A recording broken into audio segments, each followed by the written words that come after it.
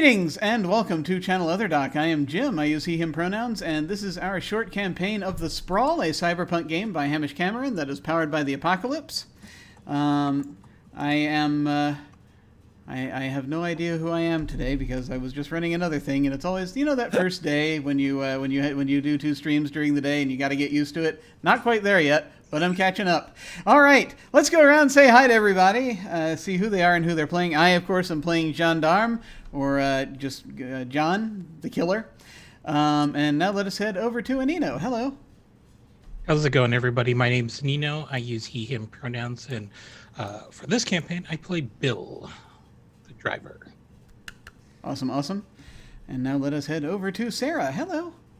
Hi, I am Sara. I use she, her pronouns. I am playing Valkyrie the hacker, who uses she, they. Awesome. And now let us head over to Beans. Hello. Your audio is muted. Uh-oh.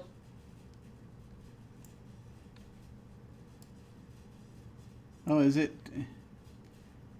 the same thing that we were at? We were having some audio difficulties before the show, and we're just trying to make sure that everything is all right.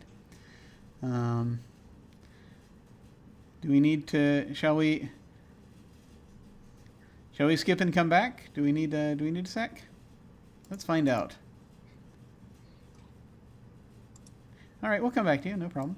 But we will come back to you for your introduction. But for now, let us hand things over to our MC, Brian. Hello. Hi, I'm Brian. I use he, him pronouns, and I'm playing literally everyone else in the world. And I welcome to our tech rehearsal, everybody. So while we're sorting out... What was this earlier about professional streaming? We are on this. No worries. So, while we're sorting out technical difficulties, this would be a good time to recap everything up to this point. So our band of intrepid cyber criminals has successfully infiltrated Destiny, which is an enormous Arcology run by Daydream Corp, which makes products to improve your life, TM. And at the end of the last episode, you had figured out you'd figured out the location, and you had figured out multiple plans of attack, but had not specifically settled in on one. And something I need to point out to our Hey, we have audio. You want to do Hi. Beans' introduction, and then we'll come back to Hey. this? Yeah. Sure. Hey. Hey, Beans. Hello, I'm Beans. I have audio now. Woohoo! I play Mouse. I should have in this time remembered what type of character I'm playing, but I didn't. I'm playing the Infiltrator. I remember now. Great start.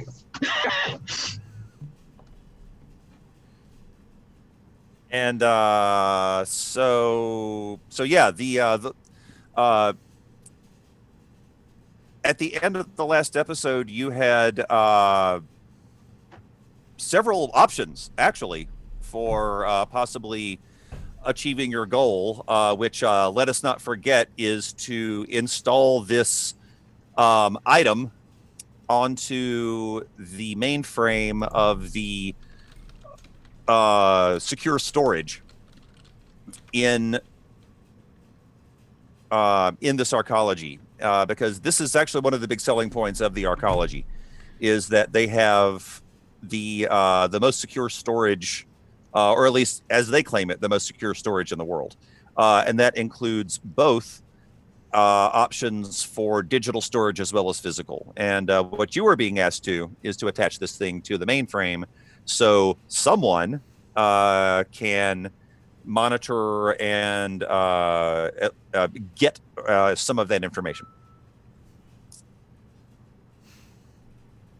So, and one other thing I need to point out, which happened between the last episode and this one, because I had forgotten to do 2 missions in a row, by the way. So I'm batting 1,000. I had forgotten to do a rather important portion of the get the job move, which is have everyone stake a certain amount of cred on this mission. So I realized I did that after the last one. So I got a Discord, and 3 of you have decided to play this on hard mode. So that has also influenced. Man, you are not wrong.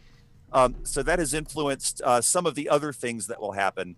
Although not to the extent that I thought it might. I actually went back and did the math, and I'll let you know where your clocks are momentarily. But as it turns out, it did not end up affecting the action clock.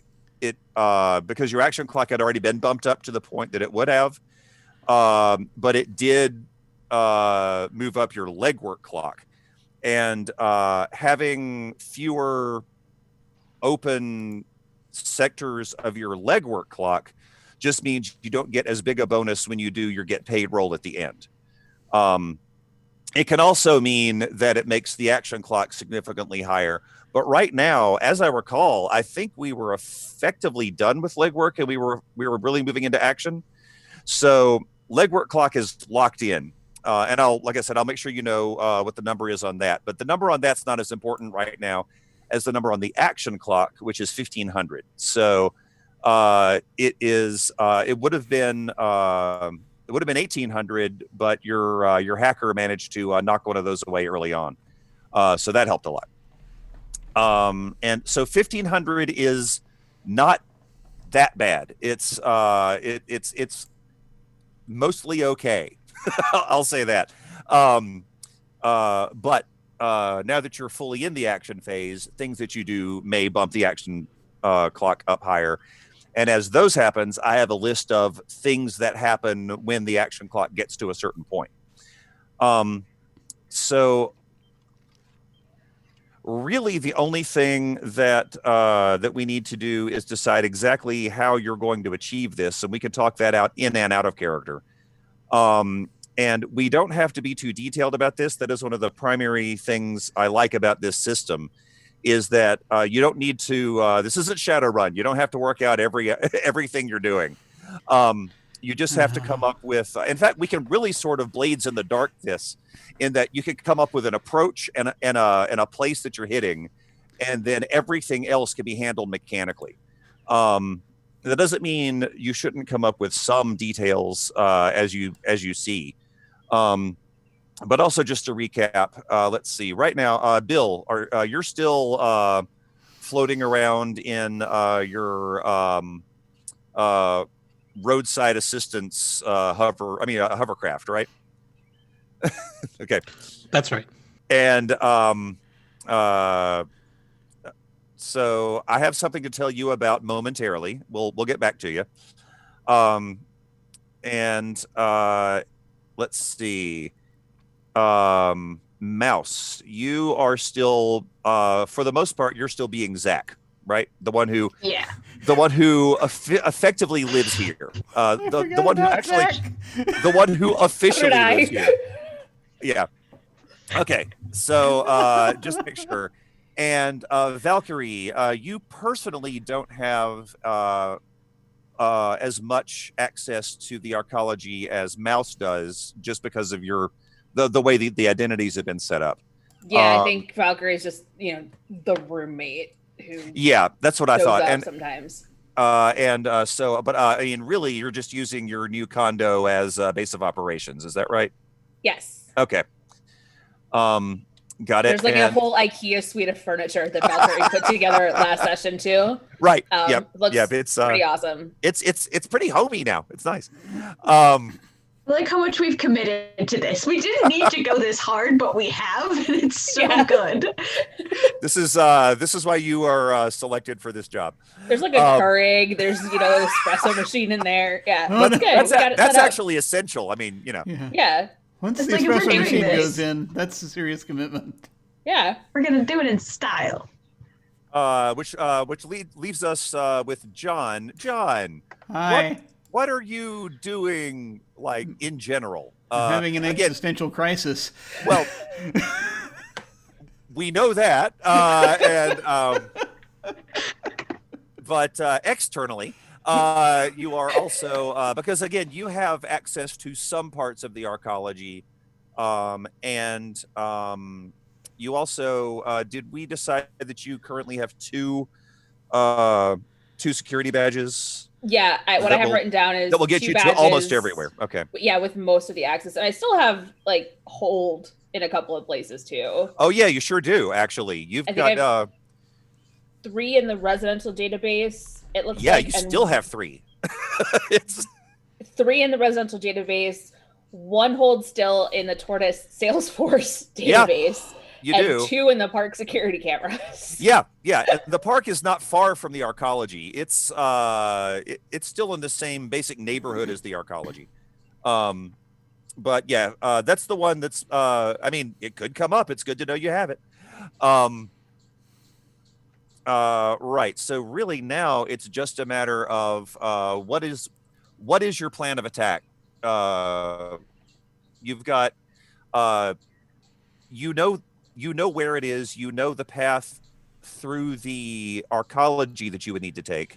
You also know thanks to Bill sneaking around outside in the incredibly loud hovercraft, you actually have you have a line on multiple water entrances, each of which has its pros and cons.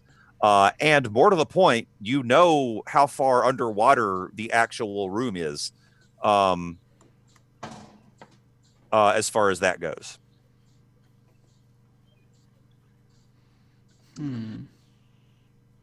I also, I believe I still have 1 hold for casing the place. Actually, you do. You still have 1 assess question that you can ask at any point, and acting on that information will give you a +1 on any roll related to that. Okay. What were the questions again? Let me find them.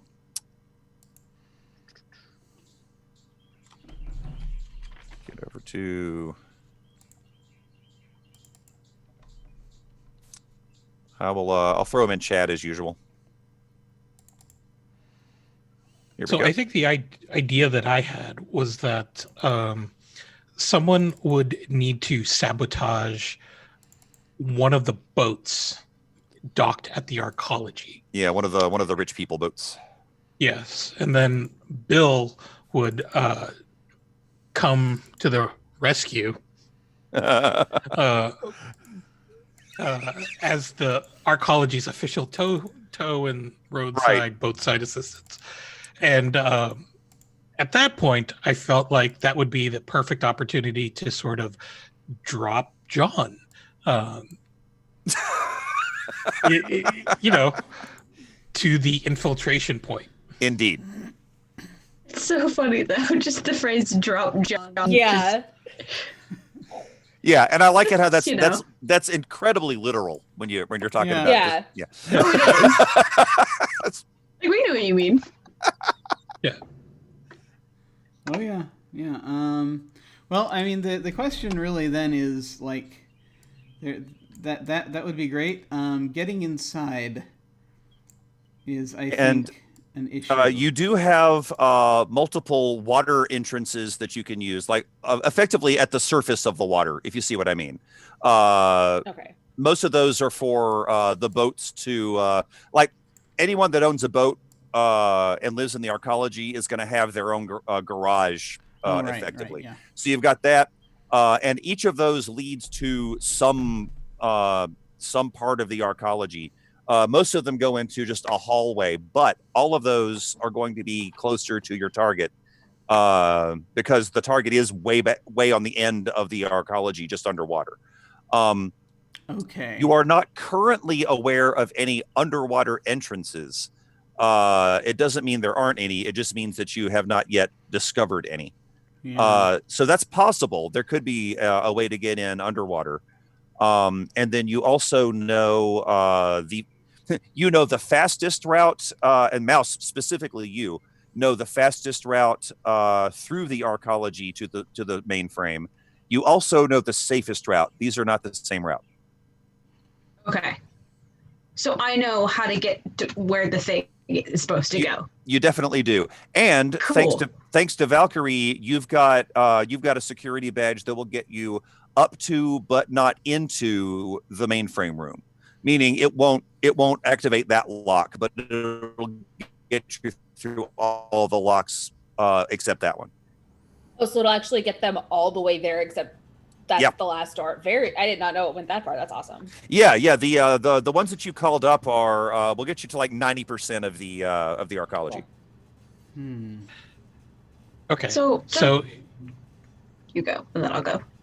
Okay, so if we're not going to do a underwater infiltration, then maybe what Bill will happen to have is a giant tool chest in which he will roll out onto the dock and position in such a way that a certain robot will slip out from under it. Yeah. Sounds good. To the point. Yes. It's such a good image, but I have a question. I think Sure. if I can get in there and get out, like, best case scenario, I can just walk in there, do the thing, and leave, if I understand correctly. I mean, that But- is possible. Yes. That is, like, yeah, like, best case scenario. However, like, plan B, I guess, would be we need to, like, get some distraction or we need to Yeah. go. I'm just kind of, like, trying to figure out how everything lines up. Oh yeah. Yeah. Ish. So I feel as though two things. One thing I need to ask: was there not? Didn't we have like everything except the code for the last door? Yeah. You have the badges that you have will get you through every door except the one that goes into the mainframe room, because that's at a Gotcha. level of security that is just higher than. I mean, technically you could have, but you made the decision to back it off one level because Yeah. that was gonna raise a lot more alarms than the people that work for the people that can get into there. It occurs to me that there may be some sort of security protocol, maybe not necessarily even security, but a safety protocol that might require the door to be opened. Aha! That is an excellent point. That is something that might actually occur to John just simply because it's tied up in security. Oh yeah, So, I mean, yeah, that's obvious. That's a thing. And again, you've been poking around the security stuff for a while. That's a thing that's in your head. Yeah. Um, So I'm thinking that either we could, via Valkyrie, could fake that status when the time comes, so that it's like there's a fire in there, open the door, the door will open, or something like that. Right. Or, if necessary, if it's something that where I can just damage something, which of course to me is more ideal. I was like, there it is. That will cause the It does play to thing your strengths. happen. Yeah. That it does. Then I could of course do that. That is one thought that I have had. Okay. Another like that thought thought. that I have had is that there is the possibility that we might use not necessarily the water, that we might end up, if necessary. Again, ideally, Mouse just goes in, does a thing, and leaves. But if things do not go to plan, a possibility for the water entrances we have found is possibly we could use those as exits. That's an excellent point. And That's there also what I was are thinking. there are a lot more of those than there are land or air exits. Yeah. Third thought also involves my being around to do one of two things, and I do not know which would be best for this plan. One would be to be used, again, as a distraction, where I attack something else, and so that security focuses on that while this is going on. The other possibility is that I be on hand in case things go south, to cause, to help redirect things, or rather help stop things that are happening immediately in the vicinity of those who are going in. Right. Possibly up to and including collapsing tunnels. I'm not sure if we're quite there yet, but it could happen. That escalated so fast. It really did. It was a good layer. I was like, this is the good plan. This is the plan. This is the bad. This is the really bad plan. There's a scale, No, it all depends on how things. It all depends on how things shake out. Good point. I don't. But to do either of those, I'd need to be set in one location or another, possibly. So yeah, that's a positional decision that you'll need to figure out. But other than that, yeah, you don't have to. That's one of the details you do need to figure out. So, like as a team, what do you want to do? Yeah, I guess where do you want John to be? I think probably on the outside, ready in case something goes south. Either where he can get in or get someone out quickly is what I'm thinking. All right, yeah. And then using the Captain Helper boat plan, and and that, because that's an excellent way to deliver John. Okay. I do have a question about the security badge. Yes. Is it linked to a specific person, or is it just almost like a key card? Yeah, technically it is linked to a specific identity, but it's one that has been genericized enough that it'll pass most scrutiny as far as where you need to be. You'll want, past a certain point, you're going to need to not be Zach anymore. But you've been in the Arcology long enough. You've got a disguise. You can tell me what that is and how you fit in. But yeah, Zach doesn't have any reason to be back in this in the in the mainframe area. But other than that, once you're there, you can tell me who you look like and what disguise you've got. Yeah. Mm-hmm. Yep. That's second nature for Infiltrator. That's not a thing you had to work at. I mean, you did, but you probably did it without knowing it. You're just like, and now I've got 5 different outfits. So, Mouse just walks in with different hair color, and Valkyrie's like, "You were brunette a minute ago." It's just don't worry about it. It's also funny coming from Valkyrie. I dig it. Yeah, no, I dig it. It's just that was fast. That was. They're like, what? They just I know, they're good. So many quick changes. It's the backstage of a High School Musical with Mouse. Oh my god! Constantly costumes. Oh, that's actually perfect. All right, so really what we've got, and other than that, you just decide when you're going to do it, which I think is soon. Is there any upcoming, at the Arcology? We decided you describe it as a cruise ship on land, so it's gonna have these community events and other kinds of BS. Is there anything coming up that might require additional security to be redirected? Yes. Maybe? In fact, yeah, there would be. The grand opening's not for a few weeks, but they've still got some preliminary things that they're doing that they're doing for a couple of reasons. First off, to engender that sense of community among the people that live there, etc. But also they're field testing their readiness for the big ceremony. They're doing some smaller ones to make sure they can actually get the big thing to come off. It's their tech rehearsal. It is actually, which means that Amy Hayakawa is on site every day. It's a big enough place that certain people that might be recognized by Amy Hayakawa can avoid Amy, but and by certain people I just mean Mouse. But the good news is Zach does not look anything like Alice, so you've got an advantage there. Yeah, I got stuff. Yeah, but under the right circumstances, or in your case, wrong circumstances. You know that Amy knows Alice well enough that she could twig to you, and it's apparent also that she's pretty smart and notices things. But yeah, she is here, and she is. Let's figure this out together. What sort of ceremony, or it's an event? It's got to be an event, and it's in one of the big common areas. It's like some big charity. Oh, perfect! Dinner. Charity's always good. Yeah.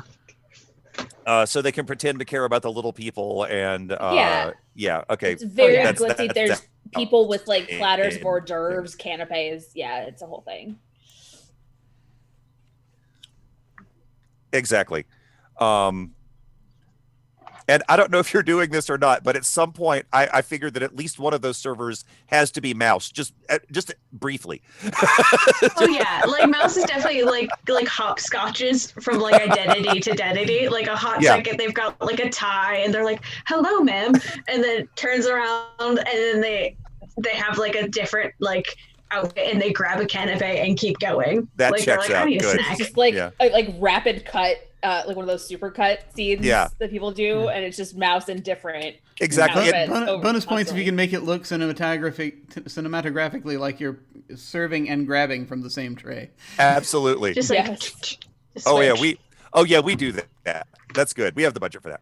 So walk past a wall and suddenly you're somebody else on the other side. Yeah. Our editors are the best. So that's perfect. All right. So it's big charity thing, which is good because Bill, from your point of view, there is a lot more boat traffic happening right now because a lot of people are coming in from coming over the lake in order to dock here and get to the party. And one of the things that you notice though is John, are you on the boat with Bill at the beginning of this? Is that what we decided? I think so. Okay. I think you are. All right. So Bill, one of the things that you notice, and you've been out here long enough, the first thing that you figured out is how to identify the official security boats that Daydream is using. I mean, they're the obvious ones that, just are effectively look like cop boats. But then you've also got the ones that that are clandestine, and you've managed to figure out how to identify those. So you know what their patrols look like in general. You've also got a pretty good idea of what a lot of the more common resident boats look like coming in and out, which is why you are the first to spot this boat that, first off, you haven't seen before. They are doing a pretty good job of making it look like a boat that should be here, but not good enough to fool you. And you could tell from the way that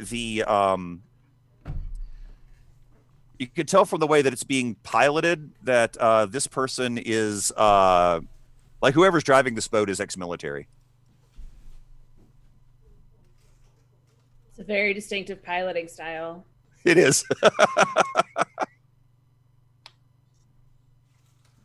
Okay. What is this? What do they seem to be trying to do or pretend to be doing? They are pretending to be going to the party. What they're actually doing is looking for something. And whatever they're looking for, they are paying a lot of attention to the other boats. Oh. Are there any identifying marks that I could see on this boat? Let's do a separate assess roll for that now. Okay. And let's see. So it's not a military boat. It's just being piloted in a fashion that we would. Okay. Yeah. It's being driven by someone with who military knows what they're aquatic doing, training. essentially. Yeah. Very much knows what they're doing. They are all of the stuff that you would expect. They're keeping their lines of fire open. No obvious weapons on the boat, but then again, neither does yours. So. Oh, not obvious. I'm just roadside assistance. I don't know. 100%. All right, so let's see. Assess is an edge roll. We got an 8. 8 is good. You get 1 hold, and you still have the list of questions, so you can ask one of those specifically about the boat. Okay.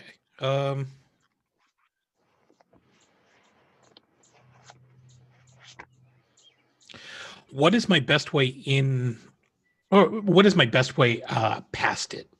Okay, so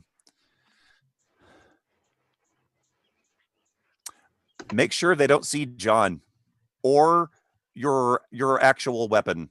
Make sure they don't see you as a threat. Okay, that's fair.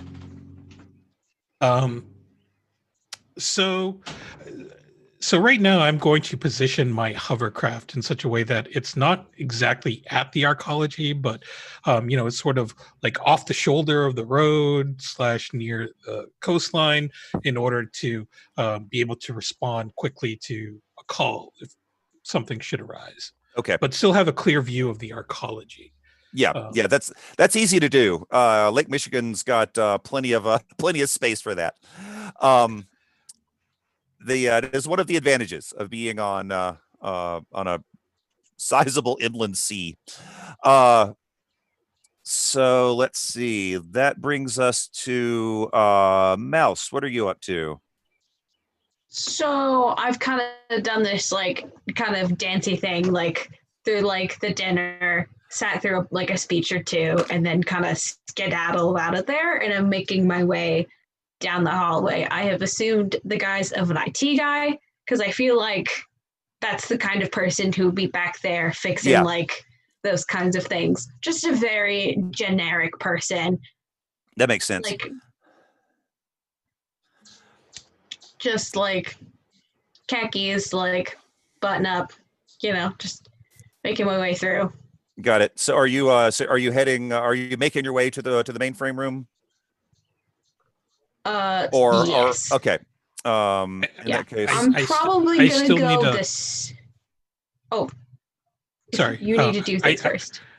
No, I needed someone to sabotage a boat in such a way that's right. that I would get called into the Arcology, which you can easily do. So yeah, that's honestly, you have multiple personas that could make it out to the docks and mess up a boat.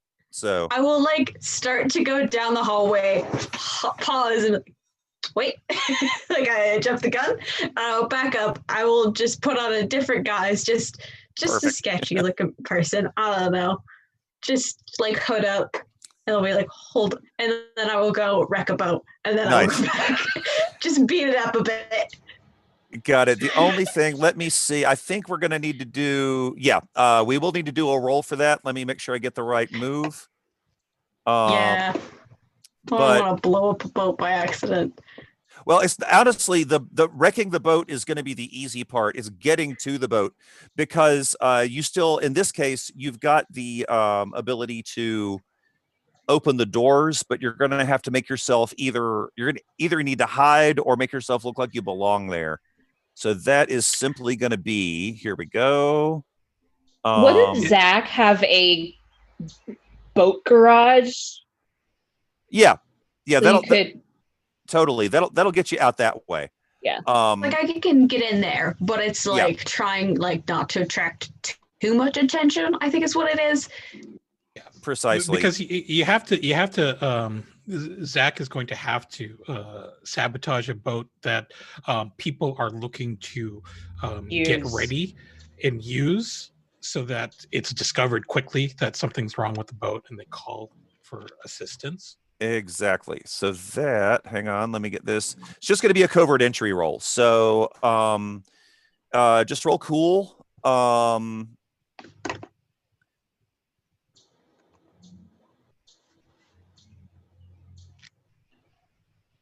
9. Oh, that'll do. Okay, so that's going to give you 1 hold. Do you have the list of things you can do, or do you need me to give it to you? No. All right. Yes, please. Nope, not a problem. It's coming in chat. So you've got 1 hold that you can use for any of these things. Hang on, these things. And you also you chose cat burglar, right? Yes. Okay, so that means okay. After you spend this hold, give yourself another gear. You've already got one gear from an earlier covert entry.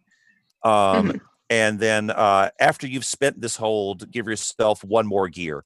And what that means is you have picked something up that you don't have to define right now that'll come in handy later. Solid.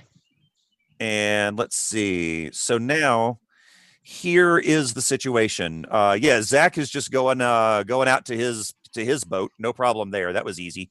And then from there, you sort of ended up having to kind of go sideways down the hall to get out to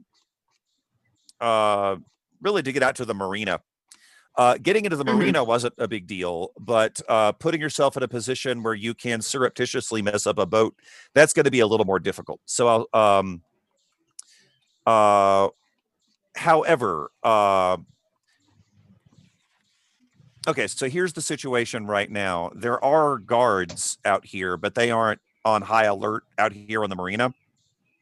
Mostly what they're doing is they are handling intake because a lot of people are coming into the party. So for the most part, the guards are just checking invitations because not everybody that's coming to this party lives here. So that helps you a little bit too. So they're checking invitations, they're scanning security badges and residential information as they come in.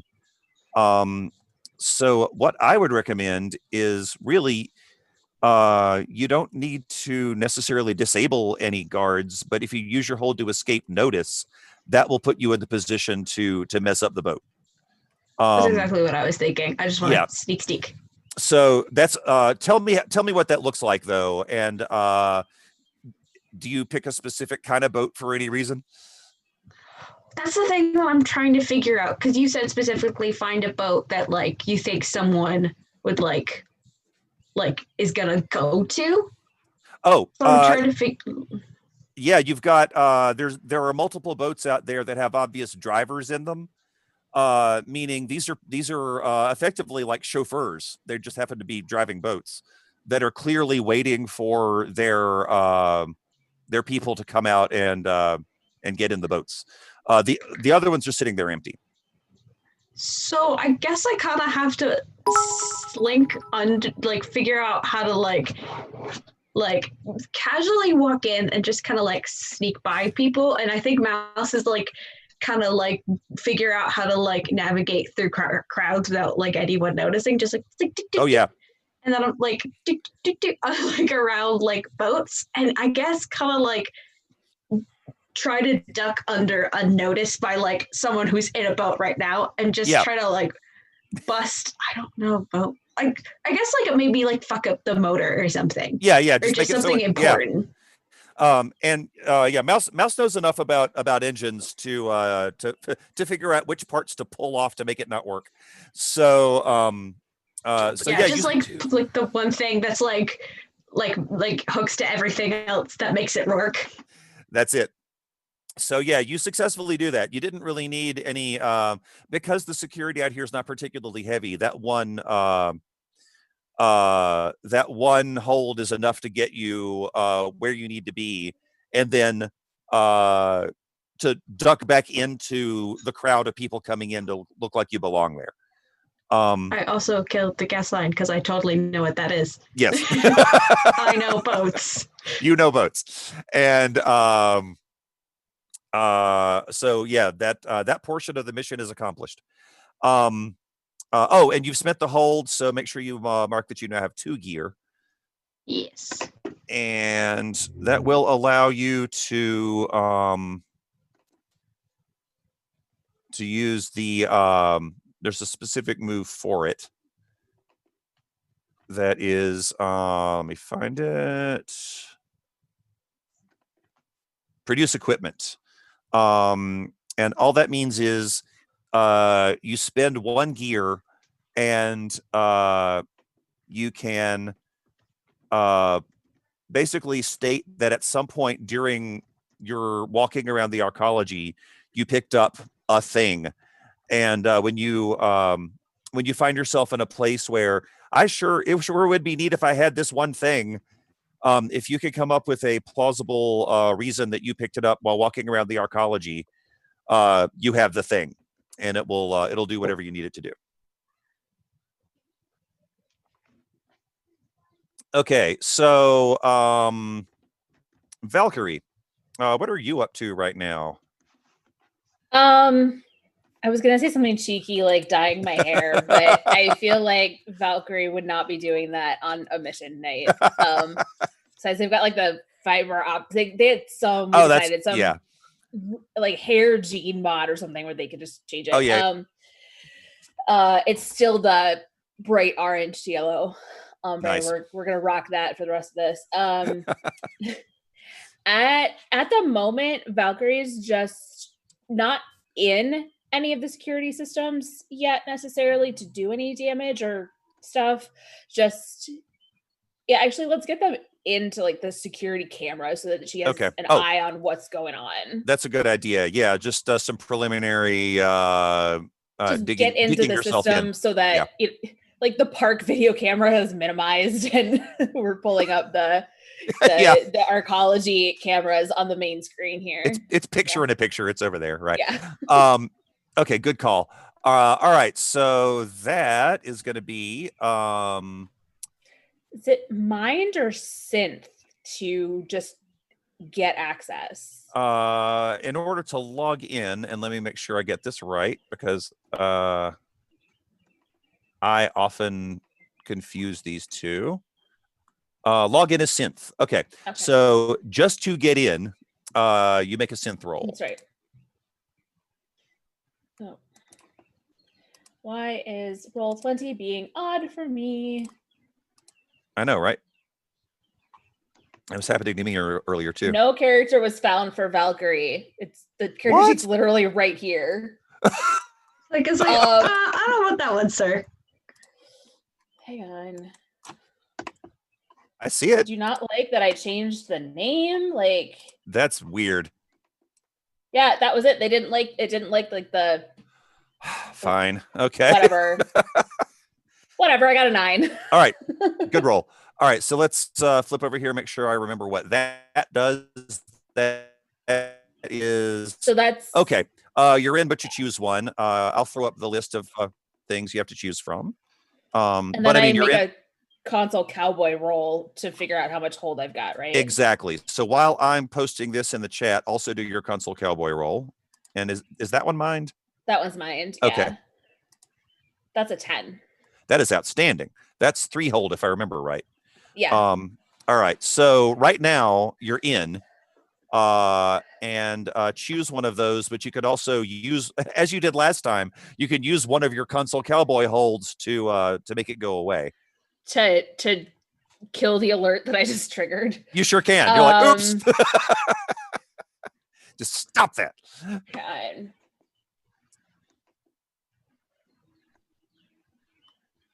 I don't want to use icebreaker just yet. Yeah, let's do that. Okay.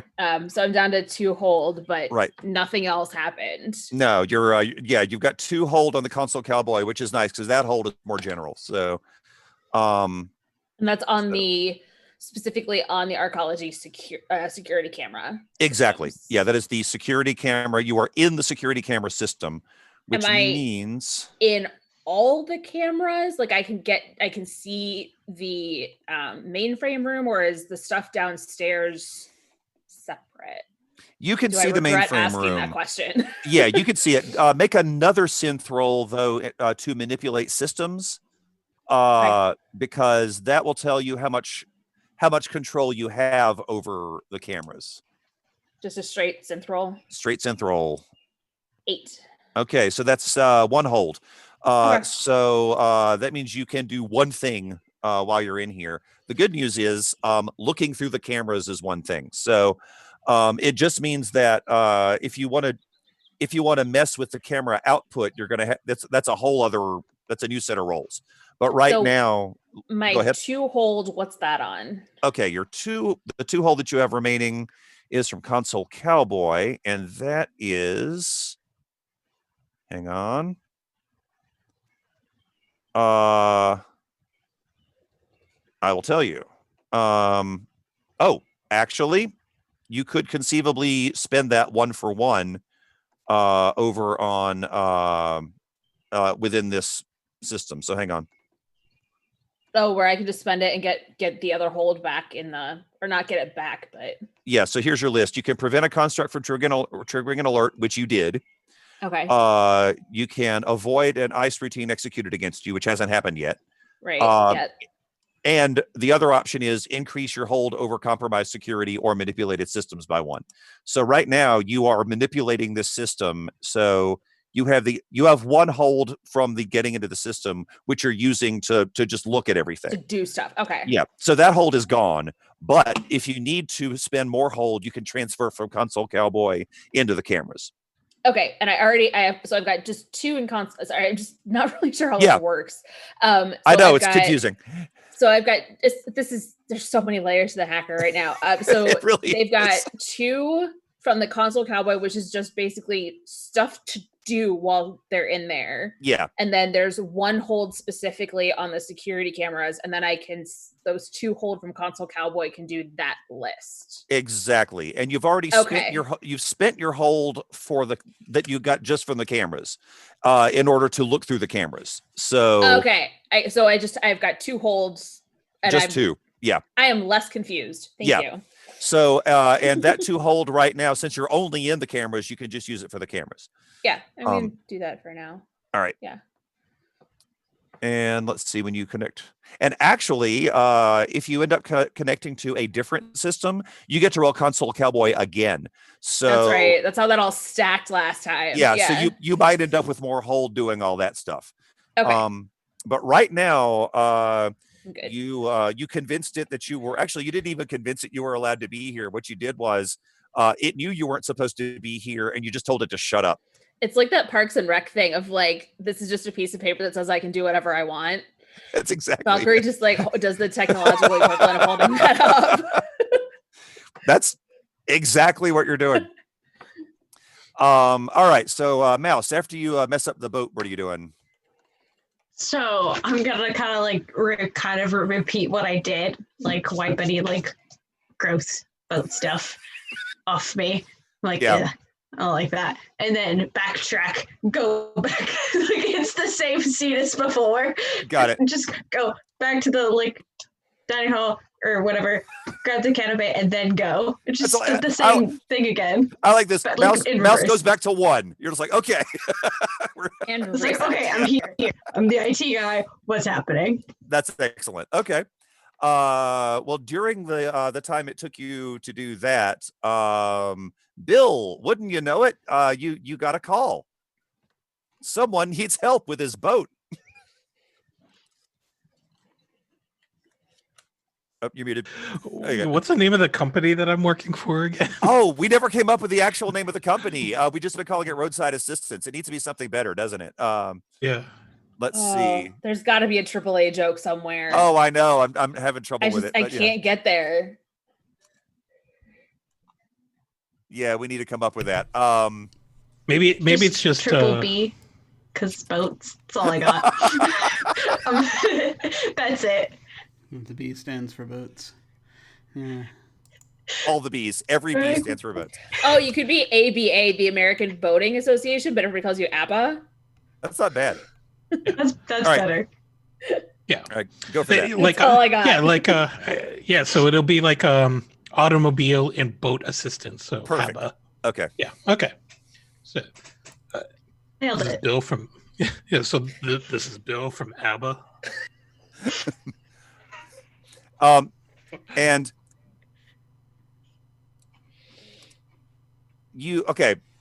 the tone of voice is one that you've heard before, because the chauffeur is the one calling, and you can tell that the owner of the boat can hear him. So he's doing his best to sound like he's actually feels that this is an urgent call. And to your ears, not quite succeeding. I got a very important client here. We need to get him out to. Oh, okay. Anyway, we need to leave, and something's wrong with the boat. And then you can tell he's about to give you the list of things he's already tried. Okay, so in order to stretch this out as long as possible, Bill is just going to sit there and just go, yeah. Okay. Did you try turning it on and off again? Right, exactly. He says, yeah, we went through the whole reboot cycle. Nothing's happening, and then he starts mimicking the noises that it's making. Oh, I see you're a true professional, sir.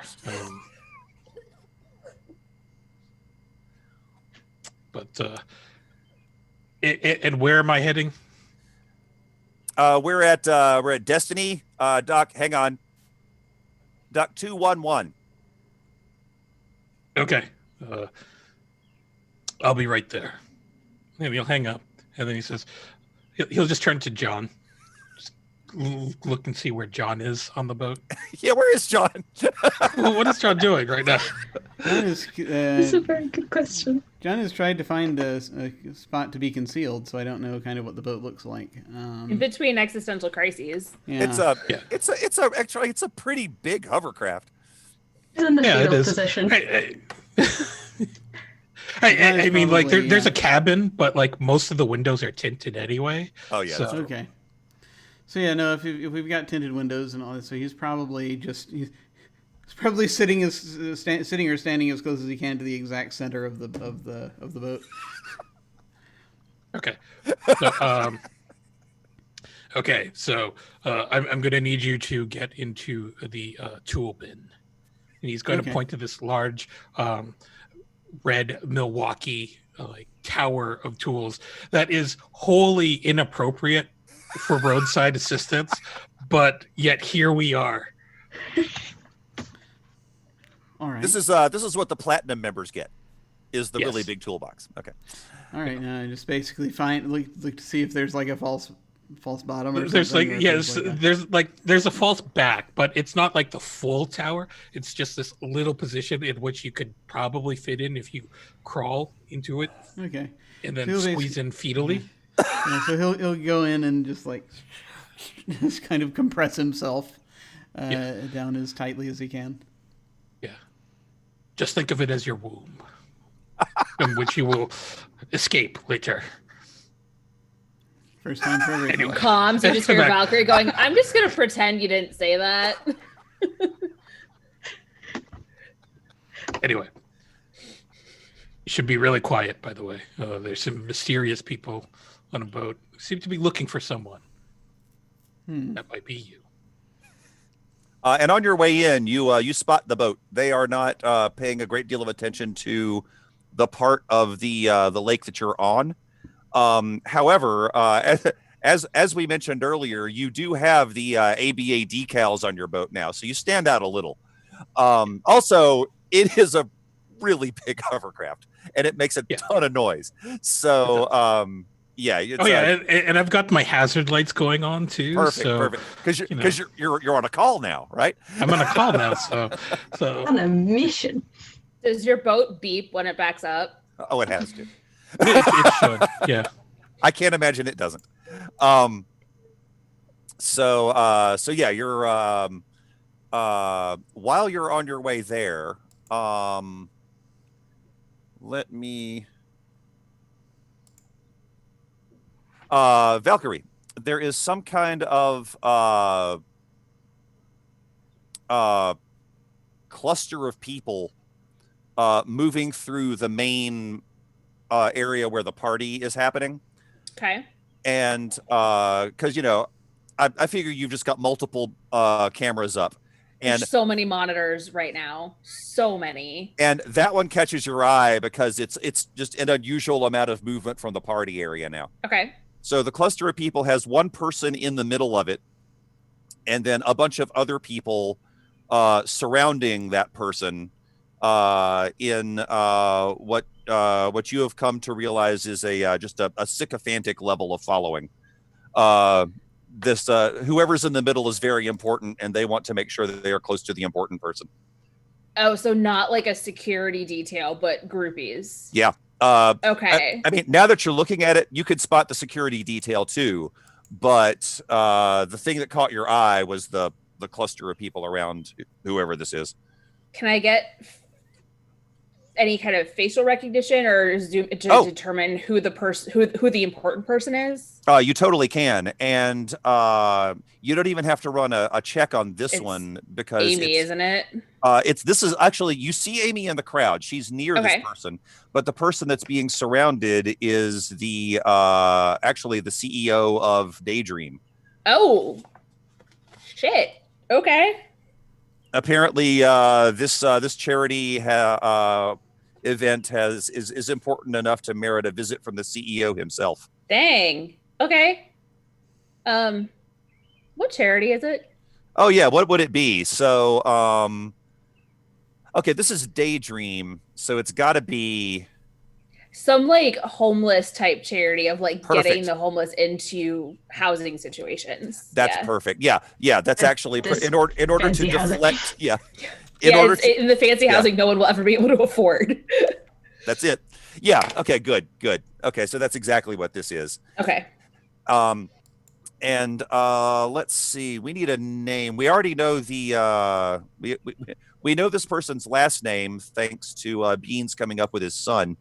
So it's Calloway. We just need what's the first name for this guy? Ken Calloway. Good. Kenneth Calloway. It's Kenneth Calloway. Yes, it's Kenneth Calloway. Yeah. All right. So Kenneth Calloway, CEO, actual CEO, not just, regional vice president or anything, but actual CEO has come in from wherever headquarters is to visit Destiny. I give everybody a heads up about that over comms. Just hey, quick side note.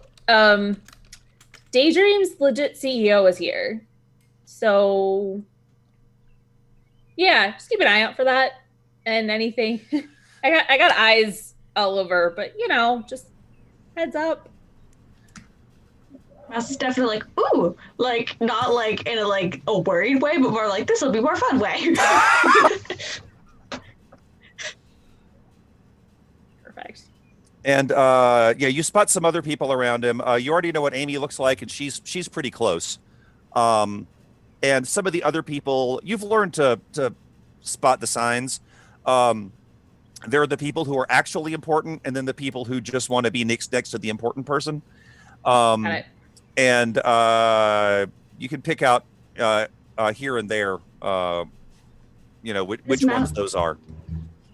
As Mouse is sneaking, Mouse is like, hey, just out of curiosity, is there's like a guy who's like, I don't know, like maybe 5'11", like reddish brown hair, and like usually wears like a funky tie and like maybe some like suspenders he doesn't need. I'm just asking.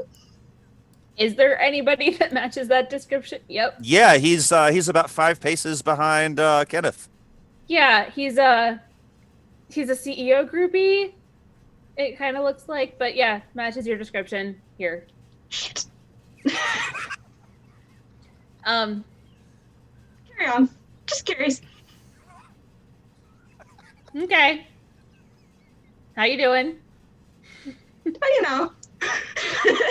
Mouse is like, Mouse is like trying to figure out which direction to go in. I was planning on doing the safe path.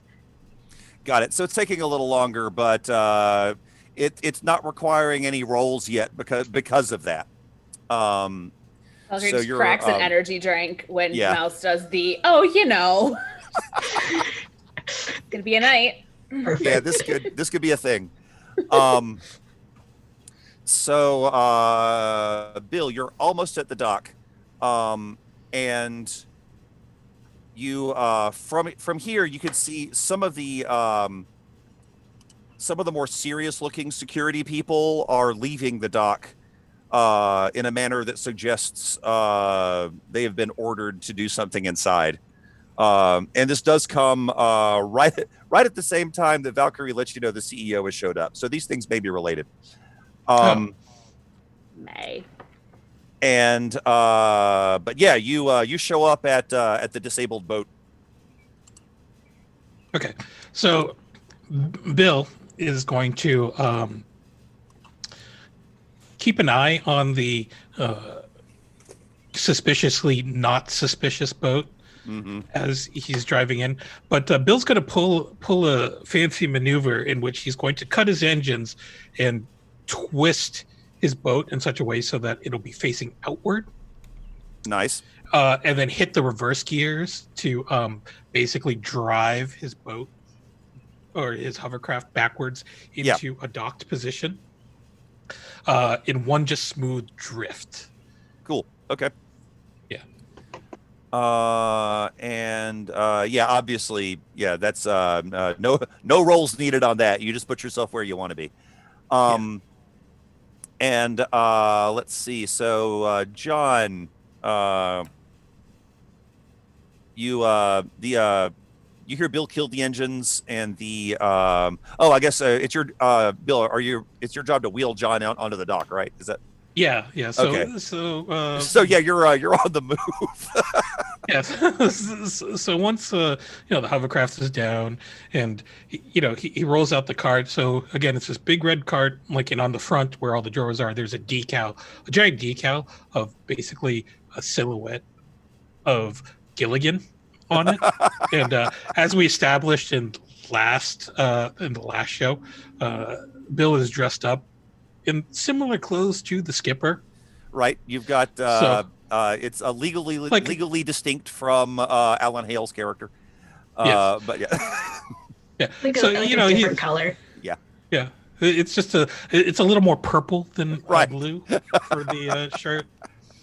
And the cap has a little more gold on it than that, but yeah. So Bill is just rolling up. He's looking for the boat that he's supposed to. Yeah, it's pretty obvious. The chauffeur is first off dressed like a chauffeur, just like a chauffeur that would be in a car, and is standing out there clearly looking for you. And the person that owns the boat is a ways back, but he has I want to talk to the manager written all over his face. Oh, so as he's rolling up, he's going to address the chauffeur. He's like, "Well, hey, little buddy, Bill from ABBA," and I'm here to help you out. We'll get you running no time flat. Oh, good. He's making a show once again. His words say that he is so glad you're here and that you could be underway, but the tone of his voice says, "I get paid by the hour." Okay, I got you. And he'll activate the little thrusters on the special toolbox, which will lift it up and over the boat edge in order for him to maneuver it into place. So, right. Very nice. Yeah. Okay. Yeah. I could build a whole new boat with this tool set. You won't see me stuck after any 3-hour tours. And he'll make his way down to the engine section. Also, yeah, I love this idea. So yeah, no problem. You're in position.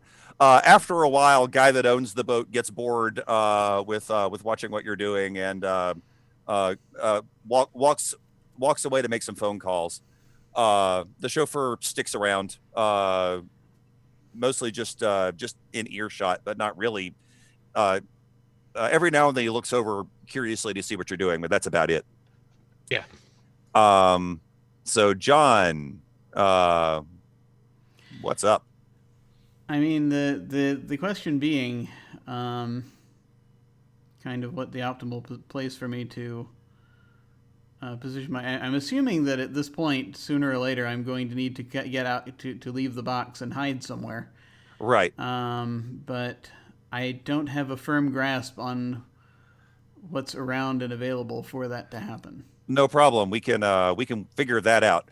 So yeah, you are in fact right now you're at the outdoor portion of the docks. It looks like a marina, like you would expect it to. Just you know, longer boardwalk looking wood structures for the boats to park in. And the on the water side, you are maybe 100 yards. Actually, no, not even that. You're more like 50 yards. You're about 50 yards from the from any of the obvious water entrances. The dock itself, though, if you walk along the dock, or beside the dock, as it were, now that, because technically I think you're in the water right now. So either way, the dock itself does lead into the building, into the Arcology. And one of the advantages that you have as far as hiding goes is that you don't breathe as often as most things. So you can spend longer underwater as you need to. And there are a lot of boats here, a whole lot of people. And even something as big as you, it's not impossible for you to remain relatively unnoticed if you want to. So I think really, in what manner would you prefer to try to remain unnoticed? And then we can make a roll for that.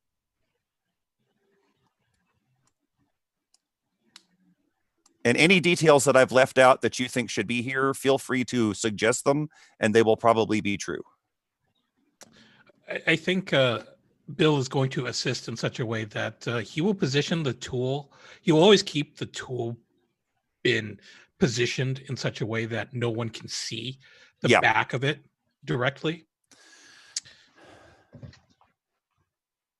It was just a matter of when John wants to get out. Yeah, and you can the thing is right now you're not under a great deal of time pressure as far as exiting the you can choose your moment as far as exiting without being noticed. So that part's fine.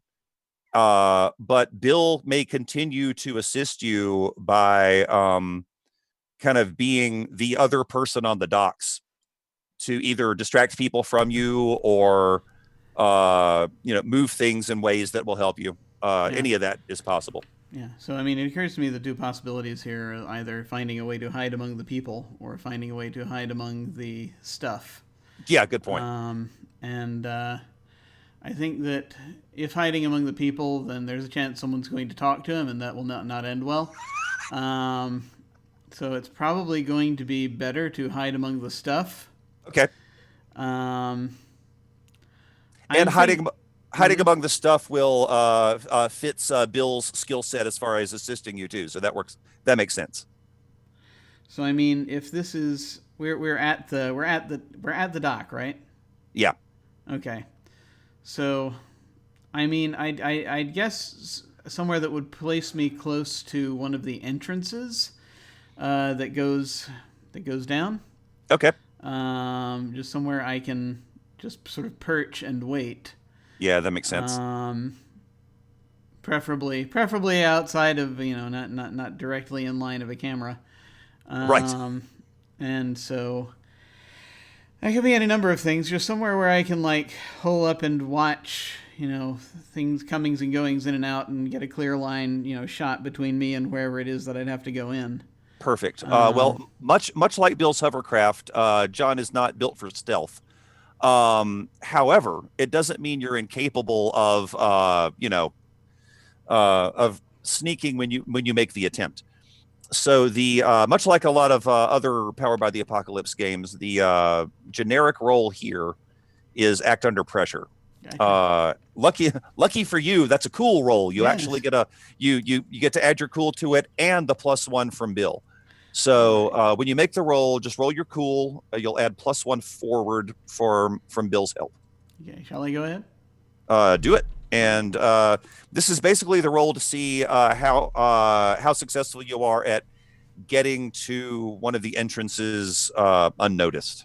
Okay, here we go. Okay, so that's an 8, which is a partial success. So what I will do, I need to. Okay, got it. You can. How's this? You can make it to the. You can make it to the entrance without any of the people on the dock or near the dock noticing you, except the people in the boat that are the people in the boat that Bill pointed out. They will notice you, and you will know they noticed you.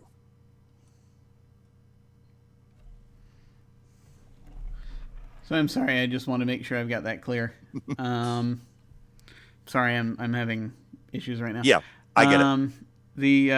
So they're going to, someone is going to notice me if I attempt to get out at this point, basically, is what you're saying. Yes, a specific group of someones will notice you, and it's the people in the boat that have been, they don't belong here any more than you and Bill do. And they will notice you because they're looking for anomalies, and you're going to present them an anomaly to notice, is what it boils down to. Okay. But you will get to the entrance, and you can get into the Arcology. It will not. None of that will be prevented. It's just a thing happened, and I don't know that John literally has hairs on the back of his neck anymore, but metaphorically they're standing up. You know, you've been spotted. Okay. So that being the case, then once kind of that happens, I just sort of communicate that I think that I think I may have been seen, and to be careful, and if anything comes up, I will provide a distraction.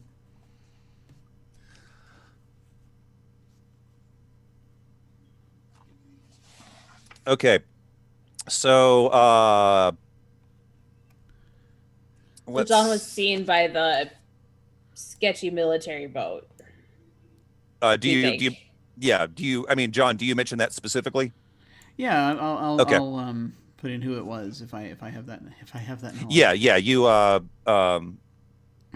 but it doesn't. Okay. And actually, Valkyrie, to the best of your knowledge, though, no one directly related to the Arcology is aware that John has slipped inside. Okay. Hasn't set off any alarms, and you're not noticing any of the cameras with any extra. Actually, you could see the first security camera that John enters, because there's one looking at the door that he comes in. So you see him, and you don't see any activity around that camera, or because of that, he appears to have slipped in cleanly, as far as the Arcology goes. As far as the Arcology is concerned. Yeah. Okay. Do I have security cameras on the outside of the building or just the inside? That's a good question. Let me think about this. Yeah, you have some on the outside too, because it's all one system. It's all security. Can I see if I can get any images of the people on the boat that John indicates? Oh. I want to get faces. If possible. Actually, you're not able to, and that tells you something. That tells you something. Not something as interesting as being able to spot them. It tells you that they are very good at not being spotted by the security cameras. Okay. You're certain that they are specifically trying not to be seen by that system. Mood. Okay. Yeah. Okay, so John, you are inside. We'll come back to you, but you are past the barrier and actually into the Arcology now. And more to the point, you are. We still have that other badge. Did we decide that John has that badge?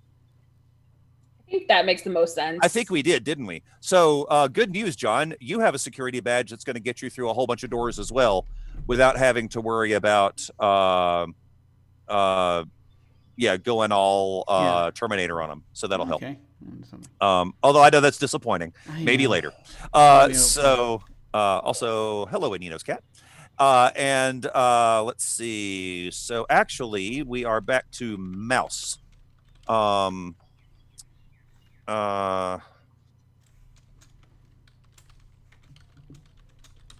So Mouse, what are you up to? You have made it through the IT areas with a combination of having the right badge and looking like the right person.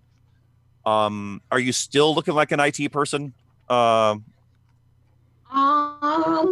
am at the moment. I'm not sure what to do next. Okay, I mean, you know the path to the mainframe room, and right now, you are in pretty good shape as far as not being spotted and not being questioned. However, I am going to ask for a fast talk roll in order to you're moving into the area where people are likely to recognize each other, if you see what I mean. Yeah. So you need to come up with a reason for this person that they don't know to do this. So this is going to be a style roll. Yeah. And let's see. You don't get any pluses on this. It's just going to be a straight up style roll.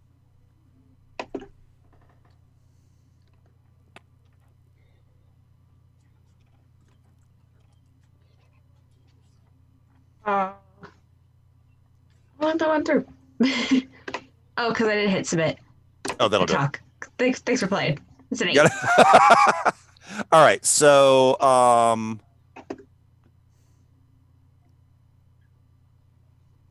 got it. Okay.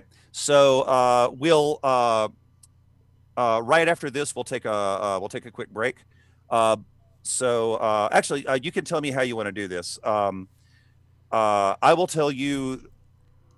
Well, first off, it works right now, but someone's going to find out that you were here and not supposed to be later, which means that the action clock does tick up 1, which means it's gone from 1500 to 1800. I have a move. Yeah. I can lower the action clock. I don't. You have to roll 12 or higher on a fast talk roll, and that'll pull it back. Gotcha. So this is the roll. If you rolled a 12 or higher, it would have knocked it back easier. Cool. Unfortunately, it moved it up 1. Just out of curiosity, I know we're trying to, but is there like a time where I could try to do something to try to roll fast talk again? I'm just curious about how that works. Yeah, actually, I mean, you can put yourself in a position where fast talk makes sense, and then just I'm gonna, and actually, you will be in that position again. But right now, what this has done is this has gotten you into the full-on IT security level. Meaning, this is the place where people that do Valkyrie's job, but they do it for the corporations. This is where they sit, and so you've managed to get into where the hackers and techs that are maintaining the security system live. So do you want to tell me what you say to get in there now, or do you want to do it after the break? I mean, I was just going to say I'm just checking over some things because we've got a large group of people coming in. I'm just overseeing to make sure everyone's getting in smoothly, that we don't people aren't sneaking in, that we're not getting some random strangers who aren't supposed to be there. Just making sure everyone who's here needs to be here. The combination of your badge and you basically speaking their language gets you past them, which means that the people here believe you. Valkyrie, you spot an alert that tells you that suspicious activity has been flagged in the entrance to the IT security chamber. Okay. And you know that it's because of Mouse's presence there did not fit certain algorithms. So security is now on higher alert specifically because of that. Okay. I will figure out what to do with that when we come back from break. Indeed. Okay, so if everybody's good, we could do a break. Yeah. Okay. Awesome. All right. We're going to go on break for a little bit while I sort some things out in the background, among other things. So we will see you shortly. Welcome to the break. We are here with the gents from Mage Hand Press to talk a little bit about the various stuffs they're doing. Welcome. Hey. Let's dig into your products here. What manner of things do you sell? We focus on a lot of stuff. We really like, fun little genre conversions that we can just bolt onto 5th edition. It's like, hey, now it's Western or now it's Fey. Just completely kind of change the system. And I shouldn't really even say change the system, just expand the system in a particular direction that lets you do, a specific type of campaign. We also really enjoy base classes, but we don't do weirdly specific base classes. We really like base classes that feel like they should be in the core edition already, and that they all have like a unique mechanical thing that they cling on to, and a really unique theme. If I can describe a base class with blank the class with like a single word, I'm happy. That's always a really good sign that I'm onto something that's concrete and something that you want to play. Yeah, very cool. And actually, that's it looks like one of the staples of your product line, the complete books. The complete classes. So we release a lot of our classes for free. You can just play it, and they have 2 or 3 subclasses there, whatever spells that they need to operate, and you get this kind of, slimmed down free book. And then when it's been out for a while, normally about a year or more play testing and getting feedback and refinements, we give it one more kind of pass, really polish it down, give it a bunch more subclasses, because now with like the benefit of hindsight, you can really see where the balancing kind of edges are. And write a bunch more subclasses, and then release this whole complete book. So we've got the complete alchemist, the complete craftsman, the complete gunslinger, which is a blast, the complete investigator, which is pretty new, the complete warden, which is a big tank class, the complete war mage, which is a kind of a cantrip master, and the complete witch, which is all about debuffs and curses and stuff. Nice. And I'm actually gonna need to check out the complete investigator. I wasn't aware of that one. It's really good. So it's like it's Constantine mixed with the Winchester brothers. The Winchester brothers from Supernatural, exactly. Yeah, nice. Even with a bit of Hellboy in there if you want to take it in that direction. It's really like, how is that not part of 5e already? That is such a strong vein of like characters that exist out there and fit really well in a fantasy setting, but just not a thing. Oh, so it's kind of like basically a sort of a dedicated Monster Hunter type deal. So kind of maybe sort of Solomon Kane-ish maybe, or if I had this single word description, it's rituals the class. So you get a lot of really strong ways to like quicken cast rituals, and you get the ability to just target a monster's vulnerability and exploit that so that you can reduce their damage resistance for a round and deal double damage on a hit instead of getting 2 attacks. They have a lot of really interesting kind of approaches with them that make them feel distinct, and they have this emphasis on rituals and doing them really fast and sloppy, kind of like a Constantine character would. Nice. That's very cool. I definitely want to look at that. I've actually been playing a gunslinger on one of our shows on Dark Matter, which is another thing that you have that we'll go into more detail about in a bit on another interview. But the gunslinger is also in your Weird West update, is it not? Mm-hmm. Yes. The gunslinger is a wicked fun class. It is actually more of a crit fisher. Weirdly enough, it gets an expanded crit range, and this plays into the way we have a really interesting way of doing firearms. I could talk at length about this for like hours. Firearms deal 2 dice of damage instead of 1. But you don't add your ability modifier to damage. So you're rolling more dice and it's less precise, right? Like guns are sloppy, they're messy. Sometimes they deal a ton of damage. Sometimes you hit, but you only graze them, so you deal like 2 damage because your minimum is really low.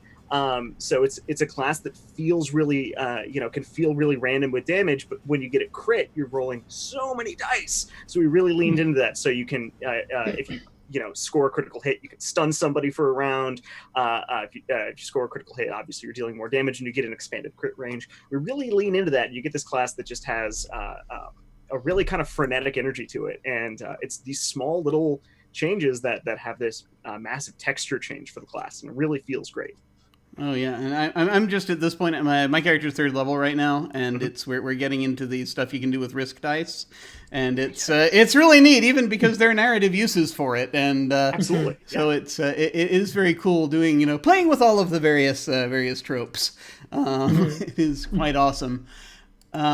As I'm going down through your list of various things, I see that among the books you have a few dedicated to different types of beings, and one of these is fantastical felines. So you have a book full of cats, yes? Yeah, Please tell us about this. Yeah. It's a fantastic book. So hence the name Fantastical Cats. So we gave an artist basically full authority to give us a bunch of cat drawings. And then we wrote lore and stats based on the drawings that came back. And Monique, incredibly talented, she came up with some wild, crazy ideas like a caterpillar and cat bats and psycats, etc. It's a great book. It's a good laugh. All of the cats can be used as familiars or as encounters. It's and the art is just top notch. It's worth $6 alone for just the art. Yeah, you have to see it to believe it. Like it's got a swarm of kittens in there. If you really want to be an awful team, it's fantastic. There's so many. Like I could talk at length about every single thing in that book, but it is so adorable. And if you have any player at your table that has ever gone, I want a pet for my character, or if you have a new person to D&D and you think that's something they would enjoy, pick it up. It's a really adorable book, and the art is gorgeous. And it occurs to me, just as I continue to scroll down, is that you could use Fantastical Felines in conjunction with your Lovecraft handbook. If you wanted to do like the Cats of Ulthar, or there's a Cat Cthulhu. Yeah. In Fantastical Felines. And if we're talking themed books, there's another cat in Fantastical Felines that ties into our Mimic Book of Mimics, which is definitely a real book and not a mimic, and it won't bite your hands off. Absolutely. Fantastical Felines has a copycat, which is a mimic thing that pretends to be a cat until you get too close, and it gets you with its long, spiky tongue. One of the things I really like and am discovering about your products is that not only, can you take one of them and do a thing with it, is you can actually take pretty much any two of them and mix and match and start, Absolutely. Making a new thing with them. Uh-huh. And that's really, I think, one of the awesome things about this whole deal. Yeah. One of my favorite combinations is Dark Matter plus High Seas equals Treasure Planet. I've done this combination a lot. There's like a 50% chance every time I run Dark Matter, I'm actually running Treasure Planet. It's really it's like a basic design ethos from the ground up. We started, and we wanted to make it, hey, you can just bolt these onto any campaign, just start with the most basic additions. Don't make it something where you're completely redefining the system of 5th edition. So that had the side effect of enough time of, everything also plugs into each other. And now we've got this web of cool stuff that you can play. Like we've got the Siege Bowl source book. If you want to do like a sports campaign, like a D&D kind of sports thing, merge that with basically anything, and suddenly you have like a rad, theme kind of adventure. Okay, I've got to ask this. What is Siege Ball? Yeah, so this is actually a thing that I didn't completely invent on my own. It comes out of like a series of forum posts in 3.5. Back from those days. 2 teams, 4 players each on a field. They each have a tower made of kind of stones that are stacked up really high. Your goal, and there's a big heavy ball in the middle, and everyone gets these bats, and they're supposed to knock the ball around. You can only hit but you can knock the ball into someone else and bowl them over, but you can't bat somebody else down directly. Your goal is to hit the ball into their tower, knock their tower over while protecting your own. And it works so well with the 5e rules. You just, make attacks against the ball. The amount of damage you deal tells you how many squares it moves. It ricochets around, knocks people over. It is I know that like most people who play D&D are not also massive sports nuts, but it is a wicked fun game, and the second you play it, it will change your mind. And yeah, man, that one is one of my favorites. It is so fun. That is one of my best playtesting kind of like short campaigns I've ever done. It was so fun. And I have a dream of a Twitch streamed Siege Ball League where like a bunch of streamers get together with like teams of 4 each, and then they compete against one another. And then like people watching their streams can donate to like buy a judge and things like that. And then it gets even more meta because there's a fantasy Siege Ball League where people are drafting players for their fantasy Siege Ball teams, so that there's also a competition between the fantasy Siege Ball League to see. I mean, it would be, yeah, it's a wildly fun game. I wish it was something that, and it's also something that you can kind of accomplish with, I guess, Blitzball or whatever the Warhammer Fantasy kind of thing is. Guild Ball. Oh, Blood Bowl. There's also like a Guild Ball thing. These are like certainly competent, like good, versions of these, but we have one that plugs right into 5e, so you can take your regular 5e campaign and just suddenly do a one-off sports thing where it's like, okay, you guys got to play fantasy sports now. For one. And I mean, I could totally see the dropping Siege Ball into as an in-world thing that someone's doing in the same world they're doing an X-Crawl campaign type deal. So it's there are a lot of different things you could do with this. So it's very cool. You've got all these wondrous modular things that folks can play with. I strongly urge folks to check it out. So if folks do want to check it out, where should they go? Justin?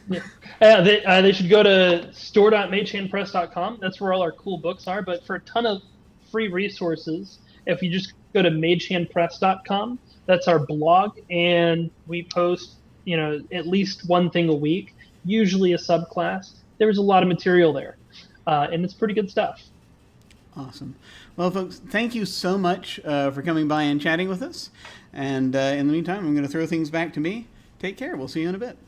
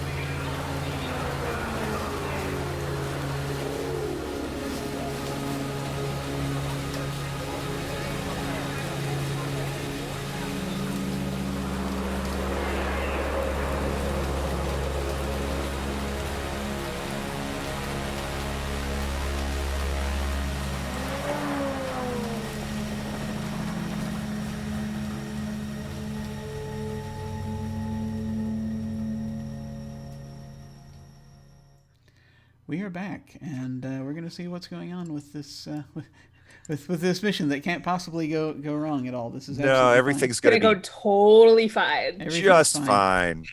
All right. So to recap from before the break, John is in the building. Bill is outside the building. Bill's currently the only one outside, but very near the building.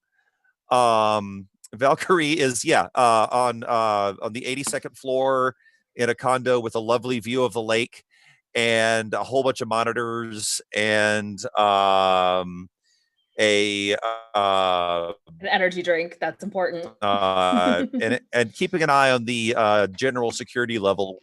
With many energy drinks and a notification that the security level has just gone up. Oh shit, that's right. Speaking of the security level having just gone up, Mouse has just gotten past the first real obstacle in their quest towards the mainframe room.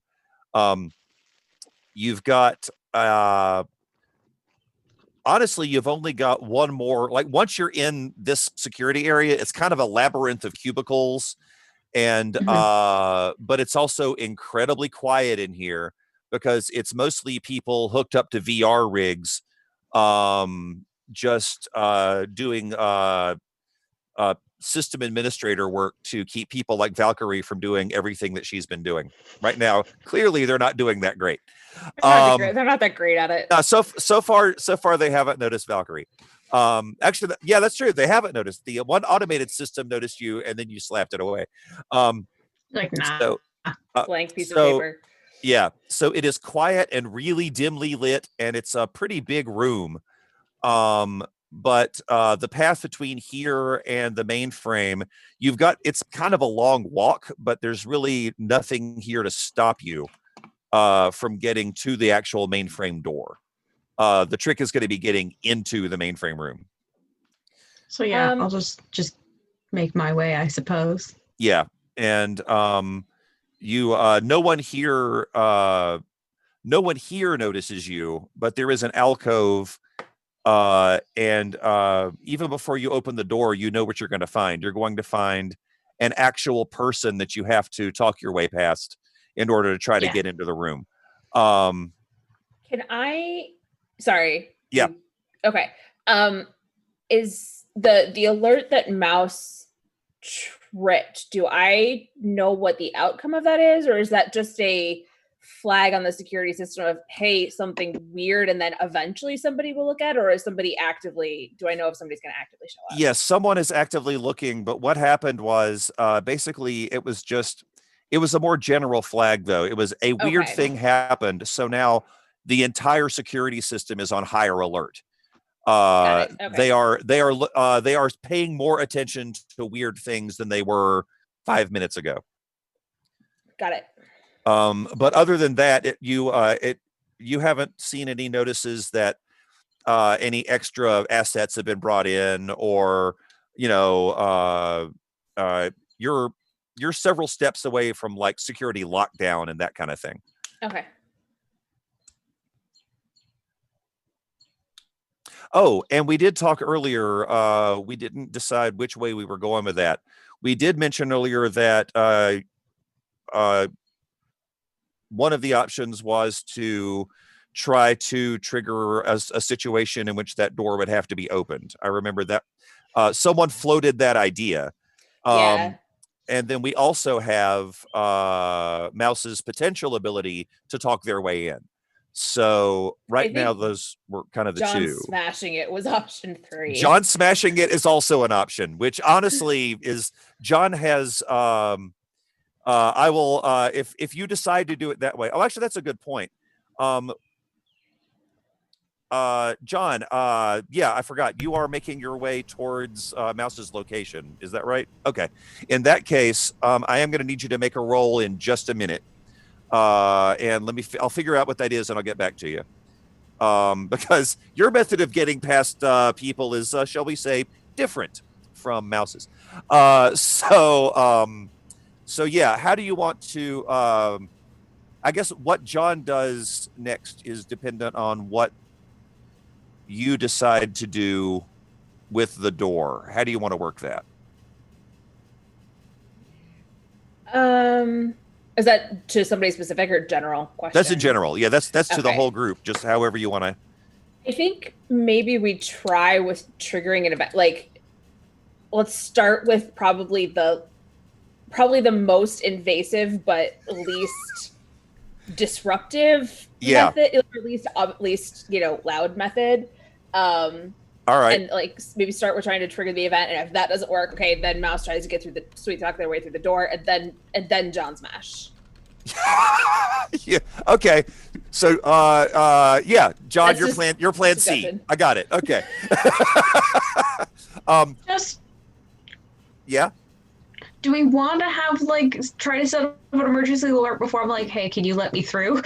Just trying to It's your call. Yeah. And again. Oh yeah, that might get. Yeah. Yeah, that's a good point. I feel like because we don't want mass chaos, because I feel like that could easily lead to mass chaos. Yeah, that's a good point. All right, let's start with Mouse trying to talk their way through. Fair enough. Okay, in that case, Mouse, while you're preparing to do that, I need to tell Bill something, and then I'll get back to you, and we'll do the roll. But first off, Mouse, I'm assuming you're. This feels like a fast talk because you've got literally one person to get past. So think about your approach, and I'm going to tell Bill a thing. So yeah, Bill, you're still out there on the docks, fixing the boat. Are you actually fixing the boat? Yeah, but I'm kind of just poking around on the boat as well, because apparently the chauffeur is getting paid by the hour. Yeah, giving him some extra bucks. While you're doing that, I can't imagine you're not keeping an eye on the weird military boat. So they do a remarkably good job of finding a dock to surreptitiously park in, and 3 guys exit the boat and head towards the same entrance that John went in.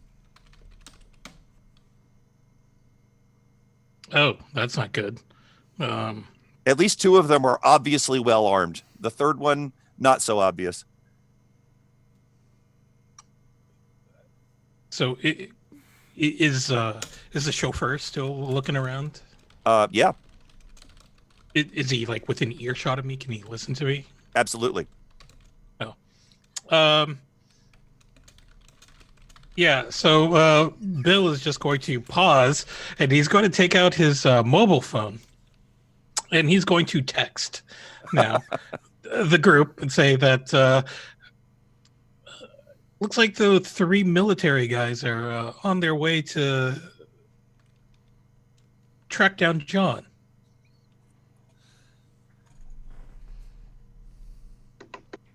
Not good.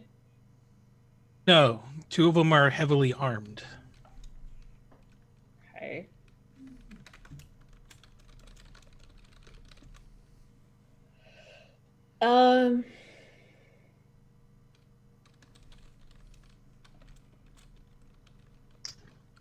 Well, are there any doors that are lockable between where the security goons are and where John is? Yes, there are. Let's figure out what system that is. That's just security, but that's the physical security system, basically. Yeah. All right. So yeah, I would like to hack that. I bet you would. Let's see how you do on that. All right. So once again, we'll do the login move first, which is synth. The synth roll. Yep. And then we'll go from there. So it was a 9. Okay. To log in. All right. So that's we're back to hang on, let me make sure I got this right. All right. So you still need to pick 1 because it wasn't a 10 or higher. So ICE is activated, an alert is triggered, access is restricted, which means you take -1 to moves in this system. Those are the ones you choose from those. Oh, or actually right now your trace is 0 for this system. So you could also add +1 to the trace. And as a reminder, if the trace level exceeds your stealth, you are detected, and then ICE goes after you because of that. Okay, I'll just take the +1 trace then. Okay, so right now, do me a favor and mark that trace is 1. And I'm going to ask you to keep track of that if you don't mind. That? Yeah. Yeah, I can keep track of that. Honestly, just wherever you want. Just make sure. Piece of paper. That's whatever. Yeah, just as long as you remember that, because I promise I'll forget. So when it hits when it equals my stealth is when I'm detected, or when it goes above. It'll have to exceed your stealth. Okay, so my stealth is 2, so my trace would need to be 3 before they exactly. Okay. Yeah, it'll have to hit 3 before they detect you that way. And if they detect you that way, that can be bad, depending on what they do. All right, so now let's get back into manipulate systems, and this is going to be a synth roll.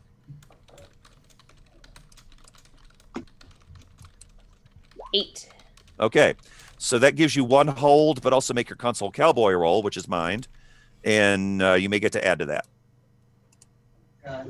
What is with my console cowboy rolls? That is 12. Outstanding. Okay, so that's 3 hold.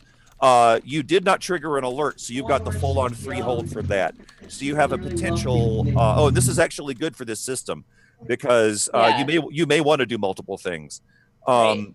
And right now, so that gives you a total of 4 hold. Yeah. Wow. Okay, so you have control over the way these doors work. You can actually you can open and close them as well as lock them, lock and unlock. And that's right now they're all closed, so it's just a matter of triggering lock or unlock. Yeah, let's lock a couple doors between them and John. And right now that's just going to be spend 1 hold to make it harder for them. Yeah. All right, done. Essentially, yeah. So just remember that you still have 3 hold in the physical security system, and cause that one may come in seriously handy later. So yeah, we'll see how that goes. Not so much the park cameras. Yeah, you never know. Who knows? All right, so got it. So now we're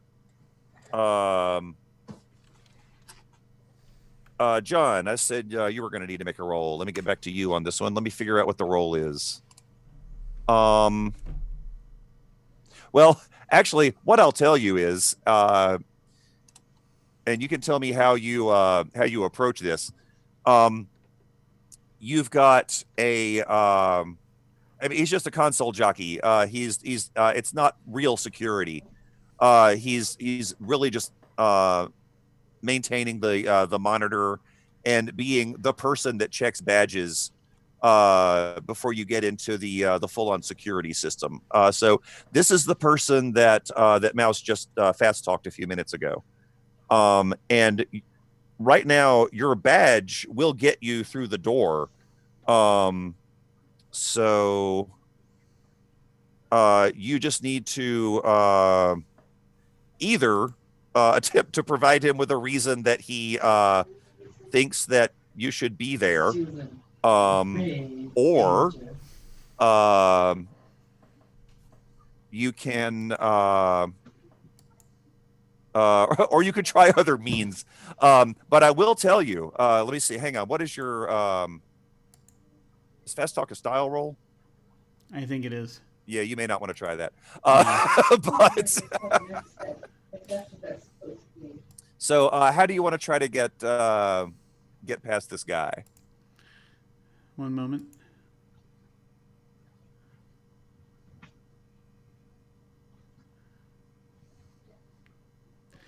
Yeah, I mean, what's the and I can give you some options if you need them. Yeah, I'm thinking maybe of just as far as getting further in. So it's either going to be, let's see. Have I been using, has this badge been useful at all in any other things, like as far as like doors or anything like that? Or yeah, it actually got you to this point. You just waved it at a couple of doors already. All right. And you know that the badge will work on the door that's on the other side of this person. He's just a different sort of security in front of the door. Okay. Is there a camera on him? Yes. Okay. Oh, wait a minute. I can change that. I was just going to say, yes, there is, but If that could be changed, then I think what I'm going to try to do is Valkyrie still has hold on that system. Just spend a hold, and how do you want to handle it? What do you want to do to the camera? I think we'll just go for the same idea of like Has the camera already caught John on it? No, not yet. Okay. So I'm just going to do a 15, 30-second loop of the guard just standing there. Yeah, and actually, I mean, that fits because he's not doing much. So yeah, he would just be standing. Yeah. You can make that work. Okay, yep. Got it. So this would basically be a thing of, let me see. I have this is the standard sort of, toss a tiny object in the opposite direction, come up behind, render unconscious. Got it. Okay, so that'll be mix it up, which is meat, which I think is the thing you're best at. It is. So one of the things, I think I mentioned this before, that I do like about this system is when you use violence against someone else, it's not, what you're rolling to find out is not whether or not you successfully do the violence. It's whether or not you achieve the goal that you were trying to use the violence to achieve. And I'm going to guess your goal is get through the door. So, all right. So in that case, yeah, just make a meat roll, and I'm going to give you +1 forward because your friend Valkyrie's helping you. Awesome.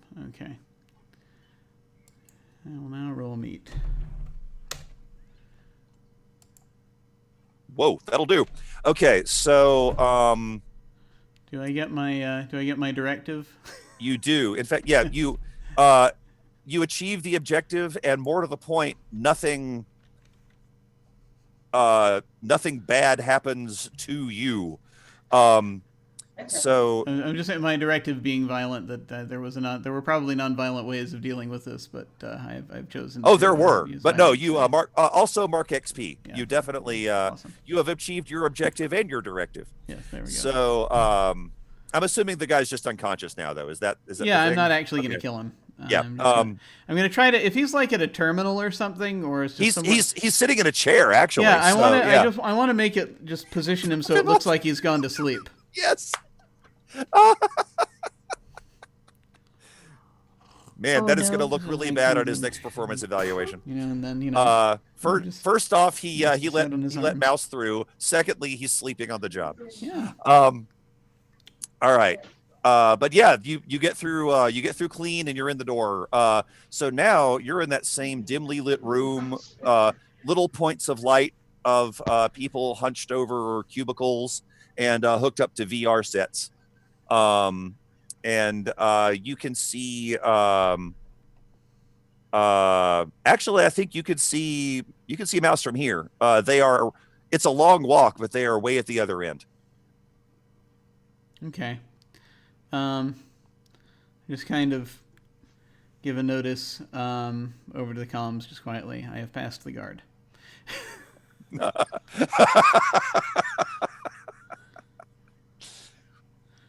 Nice. And I also like the fact that they aren't going to notice this guy is asleep for a while because the camera still has him just sitting there.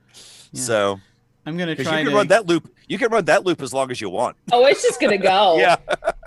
I'm going to beyond shift change. It's just going to. Yeah. Yeah. At that point, someone might figure it out. I'm just going to shadow mouse, kind of keeping to the shadows as best I can as we're continuing. Okay. Real quick, back to Bill. The boat with the military guys in it is just idling. You can't see through the windows because they have a similar setup to yours.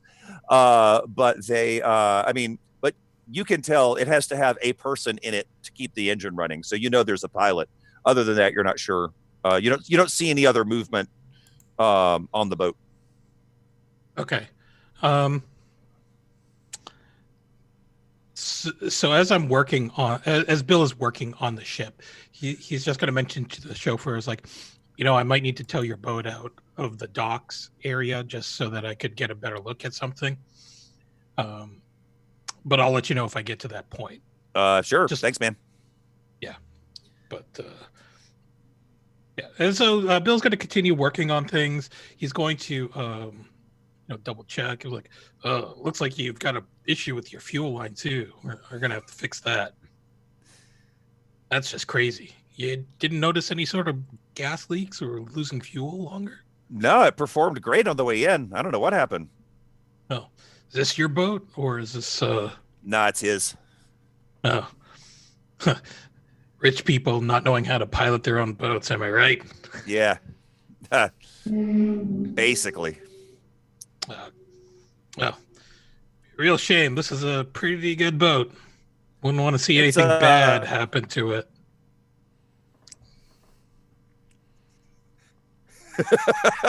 He says, "I agree. It's a nice machine.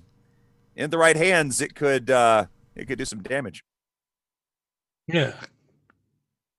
Funny that. Anyways, yeah, it just looks like this boat was just not kept up with its maintenance. So I'm going to take some time here and get things really cleaned out. Sure that this guy gets the kind of service that he expects to get. He'll be glad to hear that. Yeah. And the chauffeur goes back to playing Candy Crush or whatever. So yeah. Okay. So Bill is going to make sure that the boat can get the engine started, but he's going to sort of gimmick the power to the propellers so that it doesn't actually move. Like it'll just rev the engines, but it won't actually propel. Nice. But he's going to do that. It's like, in the meantime, he's going to text like, "Hey, what's the ETA? Where are you guys going? Because I want to make sure that this boat's ready to go." Got it. So everyone gets that text from Bill. Anyone responding? I'm busy. I'll respond just letting Bill know that Mouse and Jim have met up. Got it. You're keeping an eye on the cameras. Report. So that helps. Yeah. Got it. Okay. Well, in that case, Mouse. John appears looming near you. I'm just gonna pretend I don't know him. Of course not. I was like, I don't know, dude. Like, I'm just going in. Like, I have a mission. I'm headed in. There's a dude behind me. Whatever. That's not important. Could be anybody. Yeah, but it's fine. This guy. Just another guy. I don't know. Okay. Well, in that case, sure enough, there is once again a single person here. This person does have a gun at his hip. He looks like a security person. He doesn't look like a security person on the level of, say, John, but he definitely looks like, he's trained to react with deadly force if necessary. But he also, like, the look on his face doesn't look like, this is a thing that happens here in this particular location. So he looks up at you expectantly, but not suspiciously. Do I need to flash anything, or does it just need to know why I'm coming in? Actually, even though the badge won't open the door, the badge looks like a badge. You can use it to support your "I'm supposed to be here" attitude, if that's what you're going for. Okay, because I was trying to think. I was like, for this whole time, I was like, why do I need to see Say to get in? I was like, because I have the +1 of like gear. Could I have snagged like a more because I was like mostly clear, or could I snag like a more important looking badge? Yeah. Mark off a gear for that. You certainly can. Solid. So I hold up my more important looking badge. Okay, that helps a lot. Like, oh, yeah, and I'll say there was a blip on the security. I just want to make sure that it wasn't a bug or something, because there's a big effect going on. I want to make sure that everything's going smoothly. I just want to check it out real quick. Okay. And since you had you made an assess roll earlier that gives you a +1 on the layout of the because I marked that one. So this is the time to kick in that +1 forward for that. You're also going to get +1 forward because of that badge. That gives you an extra plus on your fast talk. I'm supposed to be here. You don't need to know my name. Something is happening. I have to get in there. Is that just trying to kind of, okay. In that case, so you actually are going to get +2 forward on this fast talk roll. Cool. So where it says forward, do I just add 2? Yep, just add 2. And it should give you the plus when you do that. Okay. You got exactly the amount you needed to not suffer any consequences. That was a 10, so nice job. Yeah, that was wow, good thing you got the +2. That squeaked you in. So now let me make sure I've got this. I just want to make sure I understand exactly how the move works. But yeah, that was an excellent use of the gear. Yeah, no problem. He 100% does what you want because you fast talked him and you've convinced him. Yeah, sort of with a combination of just lies and literally talking fast. I think that's got it. So you're in. So John, you have observed Mouse get past the guy. And you know that they are in, and more to the point, all of the research that everyone has done up to this point implies that there should not be any humans in the mainframe room. So what is your plan? Okay, I'm sorry. I'm going to need to check in here real quick. Yep. So just that was addressed to me, yes? Yes. Okay. And but yeah, Mouse is in the mainframe room. Nothing major. You have been led to believe that there should not be any problems in the mainframe room. Okay. Have I been informed that there are troops coming in after me? Yes. Okay. And Valkyrie has let you know that some doors are locked to slow them down. Okay. The next question then is there any other way out that we might be able to see from around here? And if need be, I'll go into the mainframe room to look around. I'm trying to see if there are any other exits, or if there's an option for another exit, or if it'll become necessary to make another exit. Yeah, there is not an exit from the mainframe room. Right. Meaning there is one door in and one door out, and Mouse just went through it. Gotcha. All right. Are there any? Is the only way out the way that we just came back? Yes. Okay. I remember hearing that there was a safe route and there was a fast route. That got you to. Oh, actually, there is an option for. Okay. Those routes begin once you're out of the big room that is right before mainframe room, the one with all the guys in the VR rigs. From there, you could take 2 different routes out, fast and safe. All right. And so the question is it possible to get to that point without encountering the other guys? That's kind of what I'm trying to now sort of. You can definitely get out there. Yeah. That point, by the way, still has unconscious guard in it. Okay, yeah, no, that's fine. Yeah. I am not worried about him. FYI. Yeah. No, he's cool. He is not a threat, I think we can safely say. So yeah, no, so I'm just basically plotting that route so that I can be ready to, essentially, the moment Mouse comes out, we need to go. Yes, and you could so yeah, that actually makes a lot of sense. You're basically covering Mouse's escape. Yes. Okay, speaking of Mouse, you have been instructed on what part of the mainframe to put this thing in and how to hook it up. It's not a particularly lengthy process. The actually longest part of it, and I'll describe the mainframe room for you. It looks about like what you'd think. It's just rows and rows and rows of rack computers.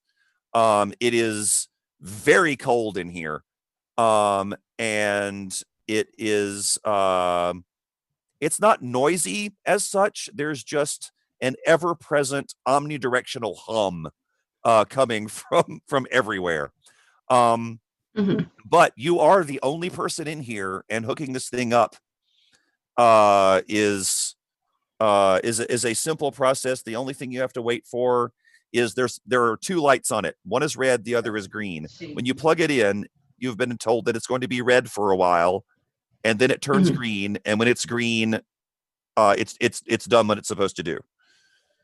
Cool. So I'm just waiting. I'm just chilling. Waiting for the light to turn green. Like, come on. Right.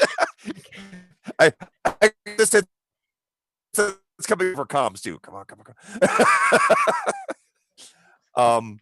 Okay, so Valkyrie, you are you're watching the cameras, and they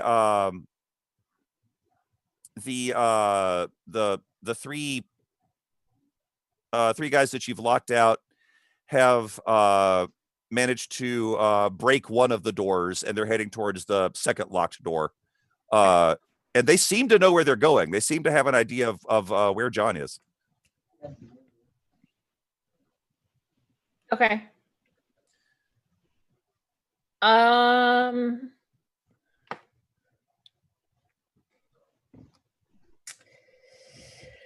Oh, racking my brain for like leverage references here. Like, what is hardest to do when this happens? So, okay. Do I see anything else on the security cameras that's concerning, or in systems that I'm all of like the billion systems I have hold in right now? Is anything going sideways, or is it that I'm aware of, or is it just these 2 guys? Yeah, 3 guys? it's right. It's just the 3 guys Okay. that have Everything messed else with is the door. quiet.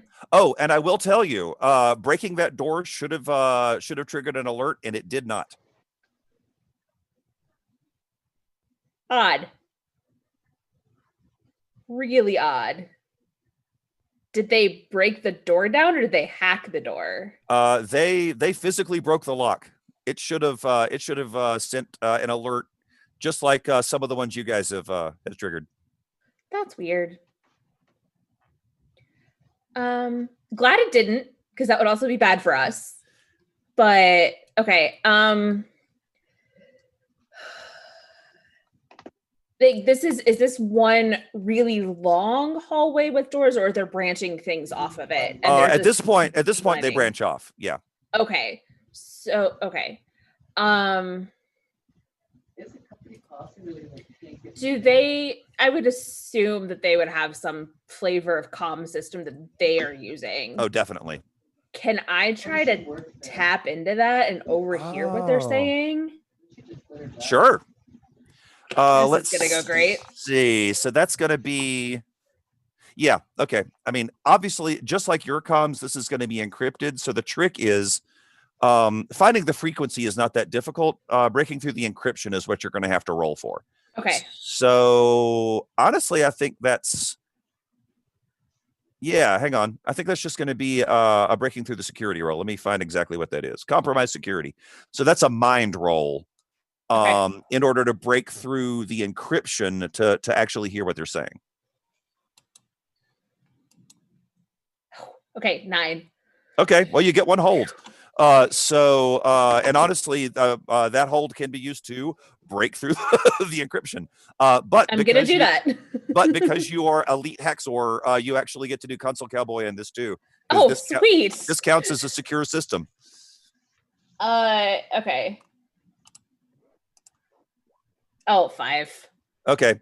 Wow, what happens when you get less than a 6? You've never done that on Console Cowboy. I think Not you on just. That one. I think you just don't don't get anything. I think you just don't get the extra stuff. I don't think it leads to anything particularly bad, but it does give me the opportunity to make a move. So let me just see what's in here real quick.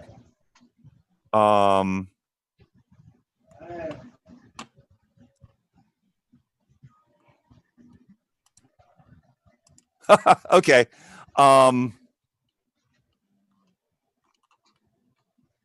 Yeah, you obviously don't get the stuff, but because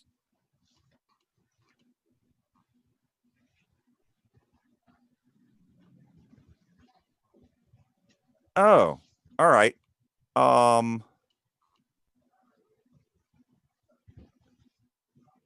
Fair enough. This is interesting. Okay, here's what's happening.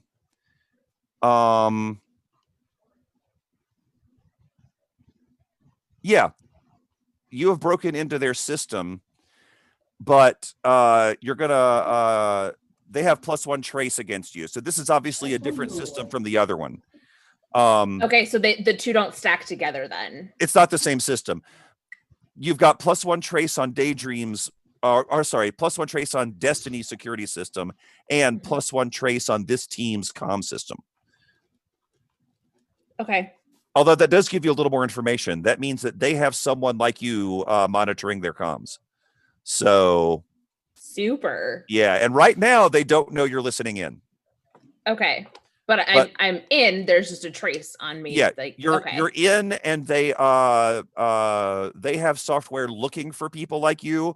Just right now, your deck is hiding from them. Okay. Can I overhear generally what they're talking about? You can. Let's see. So what you've got is yeah, and it sounds like full on small unit military chatter. And so the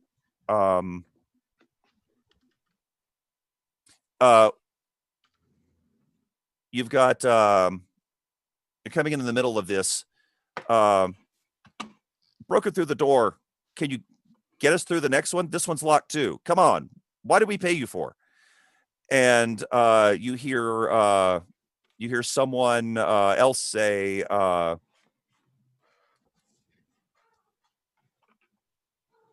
I'm being whoever it is fighting me. I'm working on it. Maybe just use those do the same thing you did with the other door. The clock is ticking. And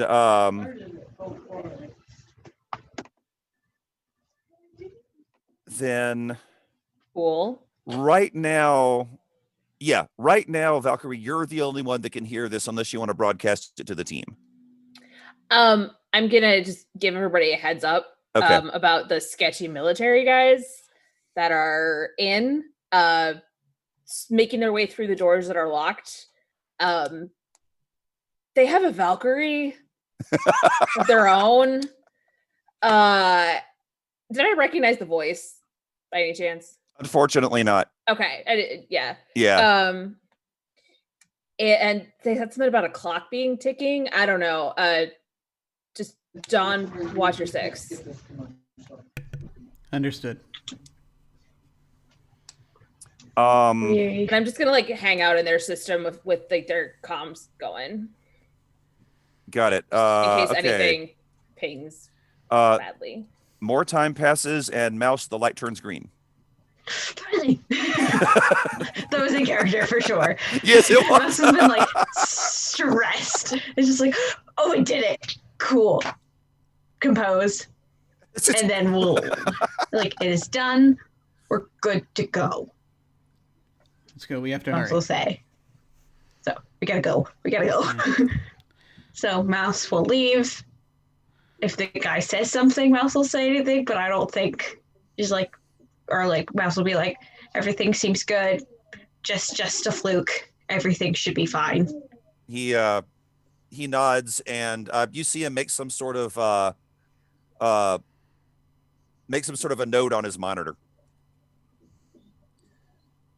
So I'll be night, and then I'll scoot. Go. Yeah, normal pace now. Got it.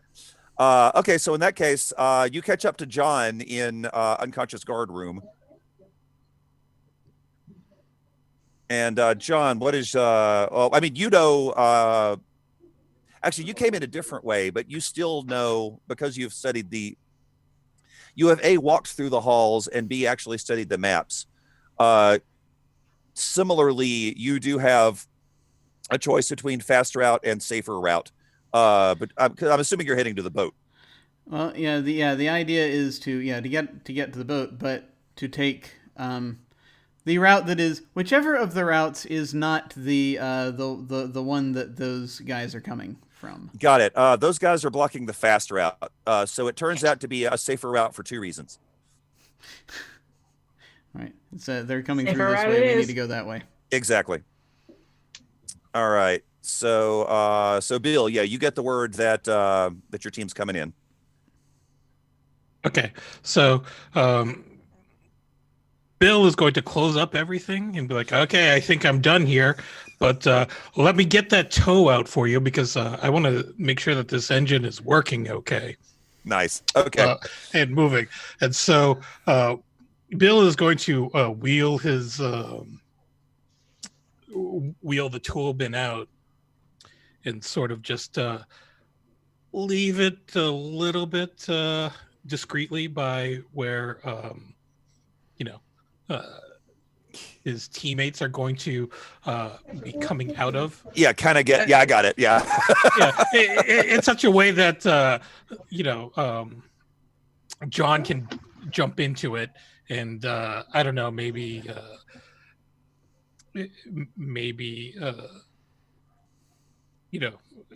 he'll go and fetch it really quick while everyone else sort of just splits apart and cheeses it. Fair enough. Okay. All right. So Mouse and John. Sorry, Mouse and John. Sorry, I'm going to say that 5 more times now. Are the 2 of you both heading to the boat, or are you going to split up at some point?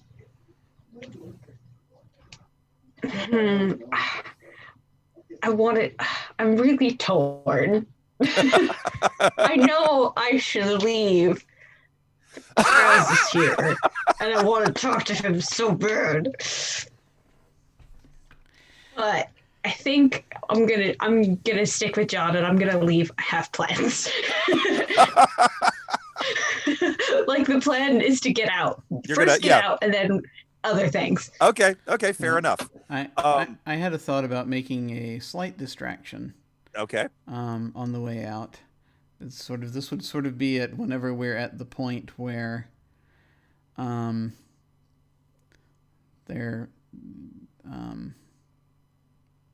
those guys are coming in, but we go a different way. Mm-hmm. Is that point still under water? Oh, you mean where the where they are? Yes. So mainframe is underwater for sure. You've sloped up. It's just underwater, but it is technically, yeah. It'd be right at the water line at that point. I am considering. I don't know if this is it. I was going to ask Valkyrie: if there is structural damage, will this interfere with what we've put in place? I wouldn't think so, right? Not this far away from the mainframe. Yeah, no, Okay. You're far enough away. Go ahead and blow a hole. Yeah, I mean, yeah, gonna just make a do a thing where I just sort of am going to break something to Gotcha. make a little leak. Nice. That will perhaps increase. Become a big leak at some point. Yeah. Little leak becoming big leak. Ideally, little leak now, bigger leak when they get in. Perhaps when they force open the last door. That kind of deal. Good call. Okay, so it takes you some time to do that. Not because these are thick walls. They are obviously built not to have holes in them. But you interestingly enough, I have a monofilament weapon. As it turns out, you have the means to make holes in things. Yes. Actually, you have multiple options. This is just uncharacteristically for John the quietest method. So it takes you still takes you a little while because of this, but again, it's not. It doesn't mess anything up. However, I think I might turn this into a roll, simply because the objective here is to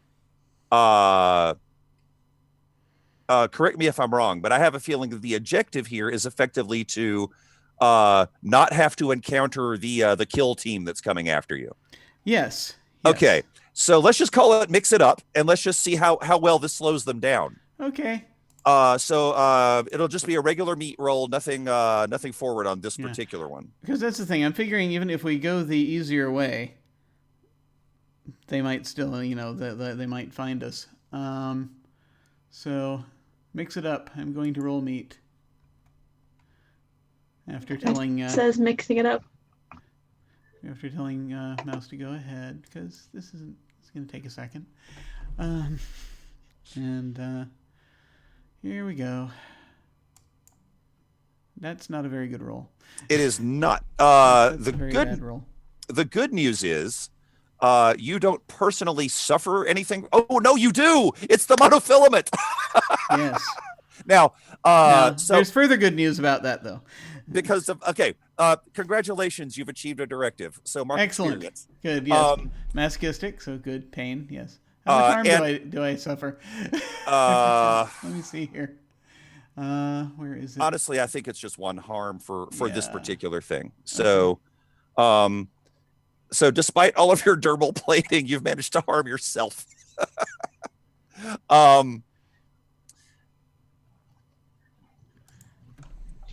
So I was going to say that was the good news, but on this particular weapon, it actually hurts you. I forgot. Sorry about that. Although, again, you have a balancing factor. You're coming out of this with a pile of experience, though. So that's the idea. But really all that means is that they will encounter it, and it's not going to slow them down. And let me think about this. I think, you know what? Given the way that this move works, though, you've still managed to make a hole in the wall. You've still got the leak happening, and you've still messed up this part of the room. It just unfortunately did not achieve the objective that you wanted. And to that end, Valkyrie, you hear target has changed directions. Move, move, move. Shit. Can I... Do I have enough access to their systems that I could send something and you've only got one hold and you're using it to decrypt it. So you could try again. I will remind you, you've still got, do you still have some hold on the physical security? Yeah, I do. Okay. That's right. So that's a thing. Yeah, I still have 3 on that. You Holy do. Crap. Because I rolled really well on that one. Yeah. Let's spend another. What I want to do is, as John and Mouse are heading that way, I want to close and lock all the doors behind them. Oh, I like it. Perfect. Okay.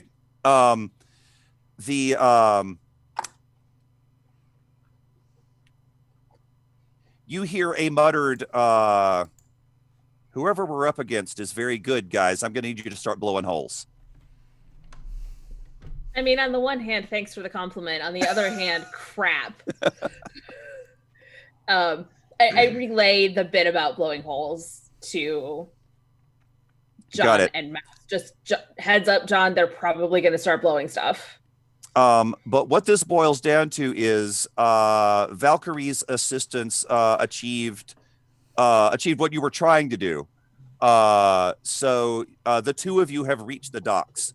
And Bill, you see John and Mouse. Are they still chasing after us? They are, but they're seriously slowed down. It's obvious from their comm chatter that they know where John is somehow, but they don't. But they are unable to reach you in any sort of rapid manner. The doors have been the doors are fighting them. Just in case, I'm gonna go into, because I have bag of costumes and things, I'm gonna pull up a fake mustache and stick it on John just in case. This is the I don't know if it's gonna do anything, but it's not gonna hurt anybody. Amazing. It absolutely isn't, and that is officially my favorite image of the night so far. Just John completely expressionless with the mustache. Like, because I see John as having like that sort of 70s Westworld face, and then a mustache is on it. So, Yeah. Yeah. It's like, surely they're not looking for a robotic guy with a mustache. That was not the description they were given. that can't Groucho be Marx him. glasses. There's Yeah, no clearly. way. Clearly. And so again, Valkyrie, from the chatter, it's target has left the building. I repeat, target has left the building. And Bill, you still have eyes on their boat.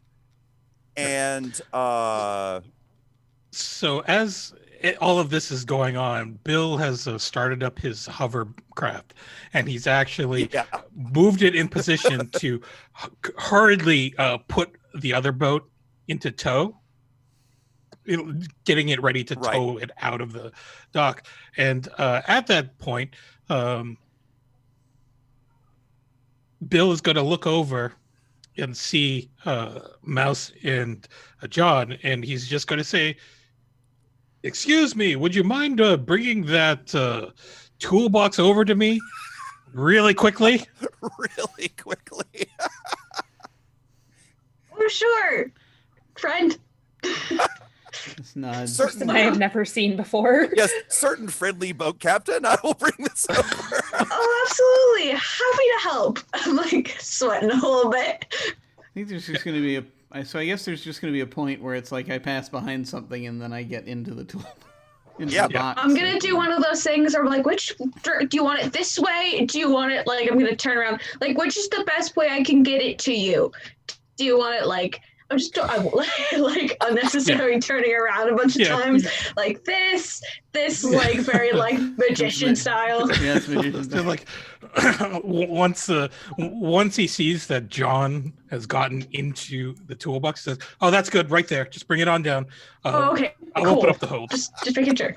And I'll push him through. Okay. Yeah. All three of you are on the hovercraft now. Okay.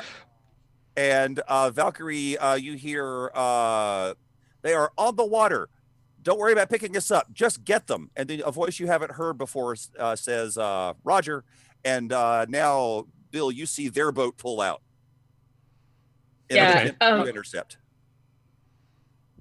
So this is where I want to use my hold and figure out how can I best avoid trouble by towing this boat into a position which will prevent them from Nice. Yep, that's worth a +1. All right, so that's going to be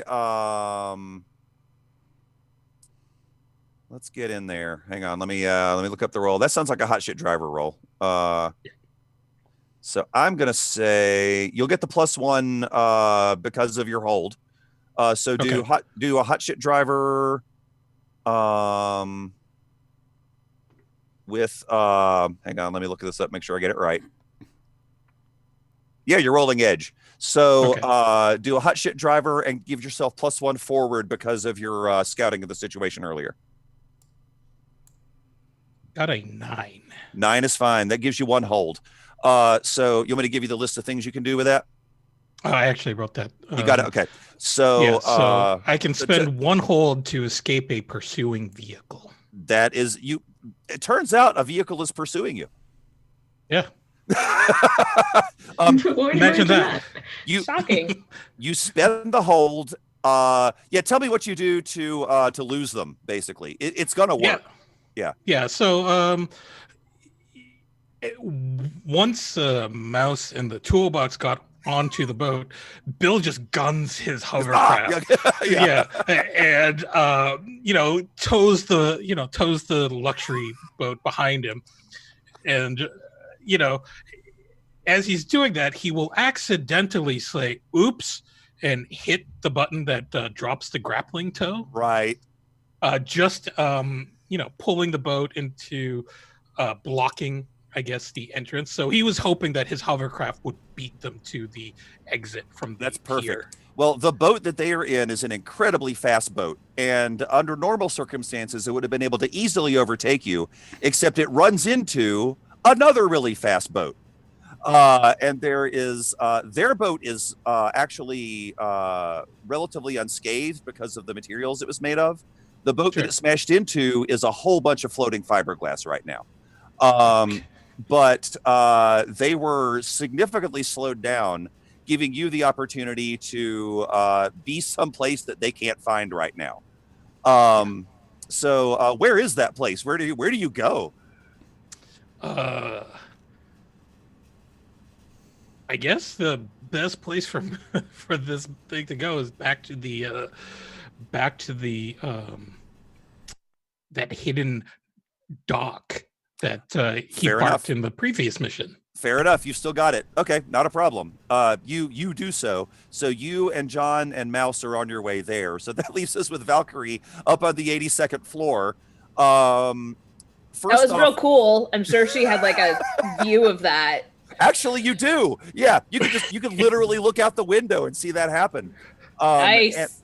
And you're still bugging their comms, so you hear an incredible amount of noise and static when the boats collide, and then a significant amount of just profanity, and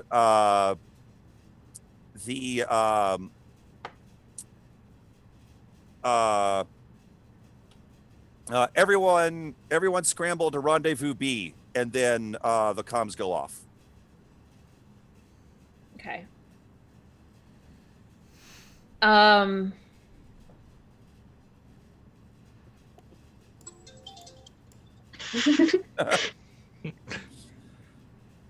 Hey, guess what, guys? It's 10:02. So, oh man. I have my hands on so many freaking systems. That's a very good point. You really do. Don't. Oh my gosh. Okay, is there any system that I could hack into that could trace and follow the boat? Oh. Sort of. One more. You still have camera hold? I do. I have one hold on the security cameras. You could follow the boat to the extent of the external cameras, which go pretty far out. So yeah, let's do that. You could use one hold to home in on that boat and watch it. Yeah. Okay. So and I'll give you more details later, but you have a you know the direction that they went, and you also know that the boat took off without three of the people that used to be on it. So those 3 people are still in the building that I'm in. Womp womp. Okay. So, okay.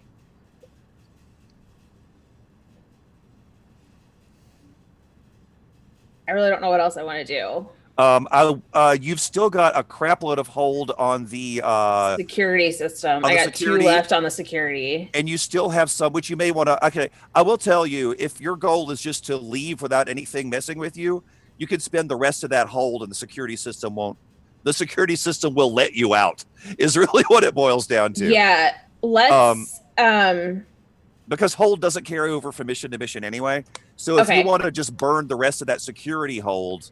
Yeah. Valkyrie leaving the building is not going to be an issue. Yeah. Just like Valkyrie bouncing from the building. And do you still have any hold on the residential database? I do. I still have 3. Wow, that's a whole lot of hold. Yeah. Okay, so one of the things you can do with that is search for pay data, and you can't do that. You can't do that on most systems, but a database is literally where the data is kept.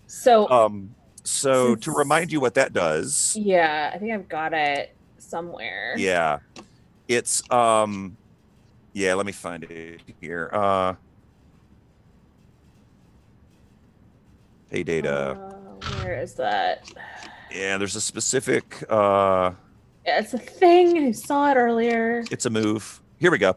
Okay, so if you roll mind, there it is. You can use one of your hold to search for pay data. Actually, technically, you could use all 3 of the hold to search for pay data, but I'm not sure how that stacks. Let's just do one at a time. Let's just see what happens. So it's just a mind roll. No bonuses on that. That's crap. As a 5, I'm gonna spend another hold to try again. I mean, you might as well. And really, all that means is you didn't find anything useful. It doesn't. Actually, hang on. That might technically trigger an alert. Yeah, actually, because it was a 5, you did trigger an alert. So, but I think you still have some console cowboy left over to knock that out, don't you? Honestly, I have no idea. There's so many numbers on this piece of paper right now. Hang on. Okay. I've got it here. You do. You still have 2 console cowboy left over for the database. So you can stop that alert. Yeah. So let's do that. Again, blank piece of paper. I can do whatever I want. Yep. And then I'm going to try searching again. Yes, do it again. That's an 11. That's much better. Okay. Now 10 and up, I think, is particularly good on that move. Let me see. Yeah. Okay. So basically, you've got something that you could sell. And when you hit the street to sell it, it gives you a bonus, basically. Because you got a 10 and up, if you roll a 7 to 9 when you sell it, you get 1 fewer result on hitting the street. So just make a note someplace that you've got data from Destiny that you can sell. And later on, we don't have to do it tonight, but in the not too distant future, maybe over Discord, maybe next time we talk, I will give you some details on cool stuff you found in there that you can sift out. Awesome. That it might not even be it might be separate from the stuff you're selling. Okay. And then I'd like to spend that last hole just to erase any record of Zach. That's brilliant. And myself Zach. And any visitors. We're leaving the IKEA furniture there, but any electronic record of any of the 4 of us. Oh man, this is going Zach to continue. Owning it, me as the roommate, the friends, all of it gone. This is going to continue the legend of your team being just a bunch of ghosts. That is excellent. All right. As far as the system is concerned, none of you were ever here. Or actually, none of your pretend personas were ever here. That's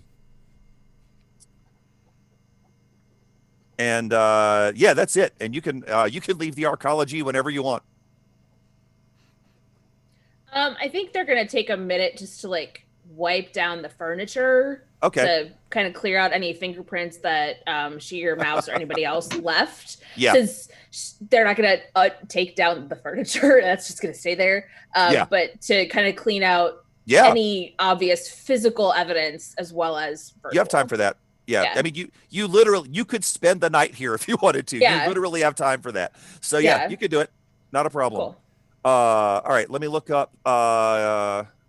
We can. Everybody has found themselves in a relatively safe place.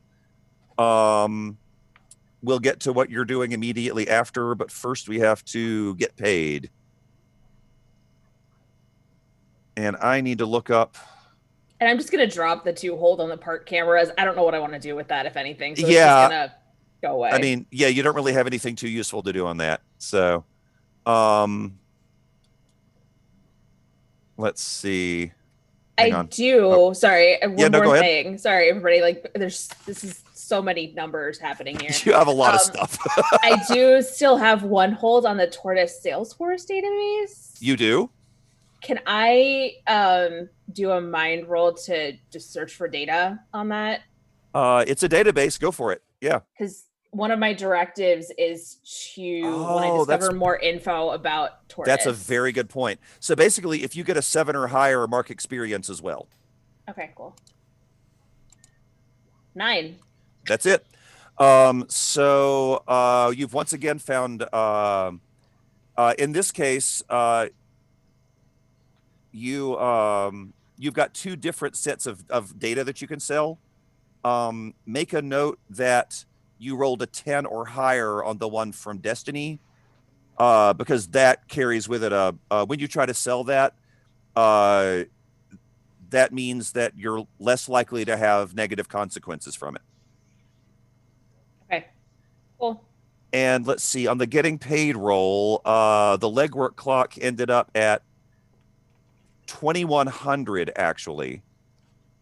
Oh no, it was 1800. I keep trying to add that thing you killed earlier. Sorry about that. So you were only at 1800, which is not that bad for legwork, meaning you still get a +4 on the get paid roll. Anyone can do it. There's nothing on the character sheet that lets you do get paid. So whoever wants to make the roll, the best way to do it is pick a thing that you have 0 in, and then when it asks for the forward, just add 4 forward to it. If you see what I mean.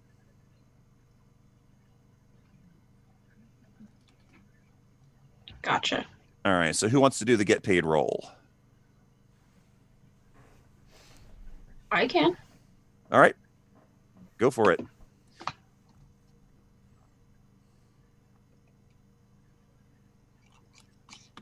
Wow, that's a 12. Okay. Nice. So let me give you the options on get paid. You get to choose 3. 3 is awesome. So let me give you the options. I'll stick it over in chat. And we can actually we can go ahead and play it out as well. I'm assuming sometime in the not too distant future, at least Valkyrie will meet with your initial contact for this. Mm-hmm. So, and anyone else who wants to join Valkyrie may, but Shirani Shirani insists that she deal with you. That's fair. Personally, and then any of your other crew who want to be there, she doesn't have a problem with that. So can everybody see the list of things you choose 3 from? Yeah. Yep. Okay. At this point, though, honestly, I think, what is it? It's 1, 2, 3, 4, 5. Just pick the 2 you don't want. Pick the 2 we don't want. Yeah.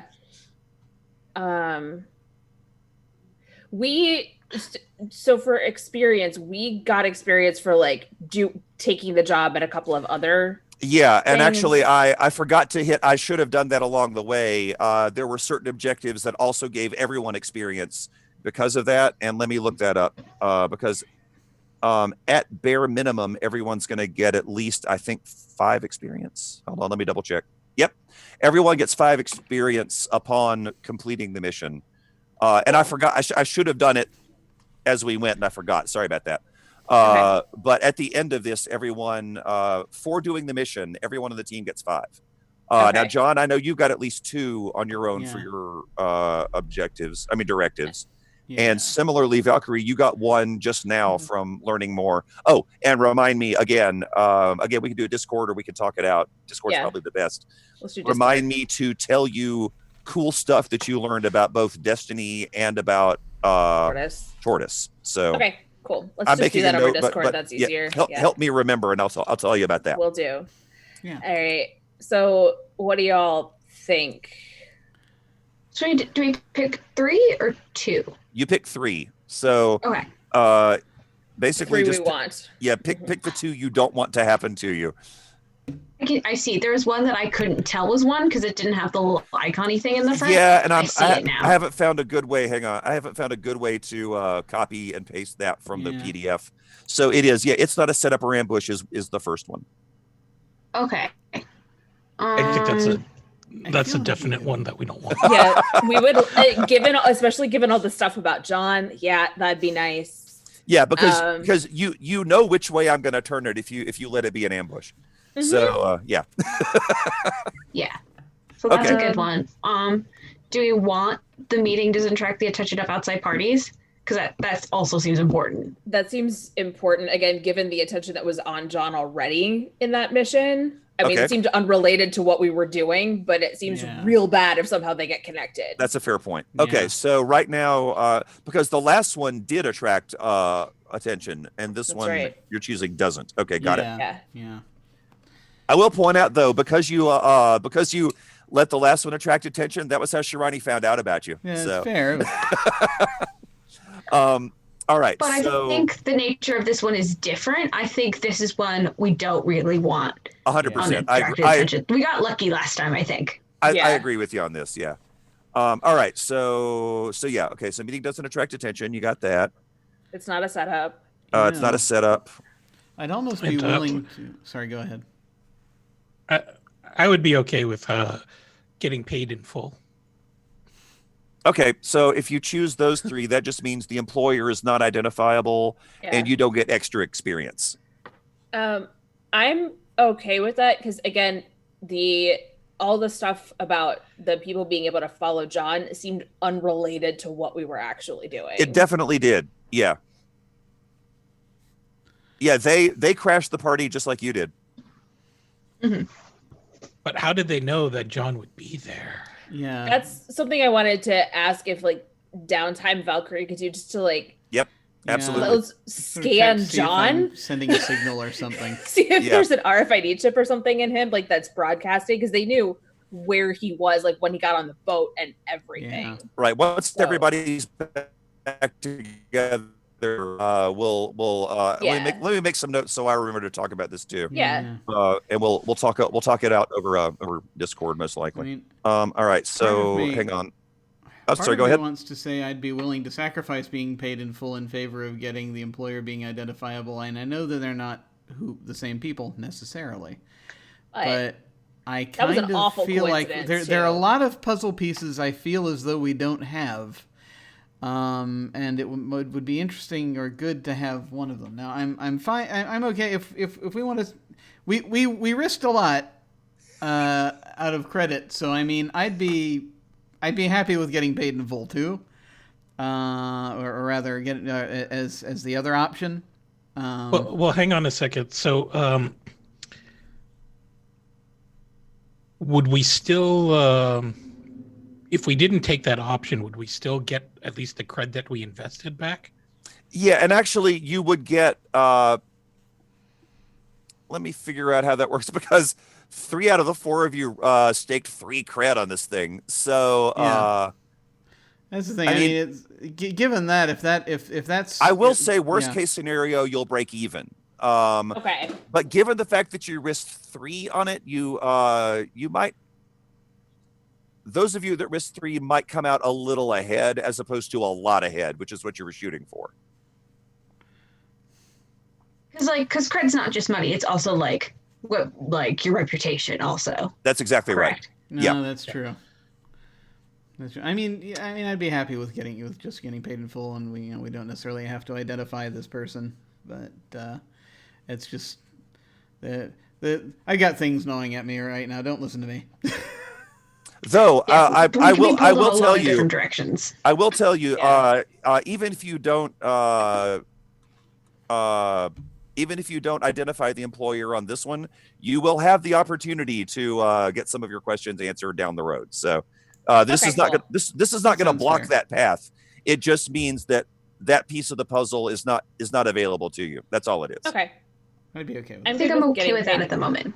Okay, yeah, so we want to do not a setup, paid in full, and it doesn't attract outside attention. Yep. All right. Let me make that note over here so I remember it. And hey, look at that. It actually worked. Okay, so let me make sure I've got this other bit right because I think whoops.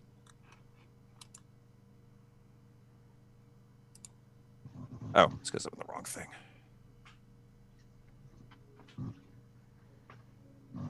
Oh, one moment. Sorry about that.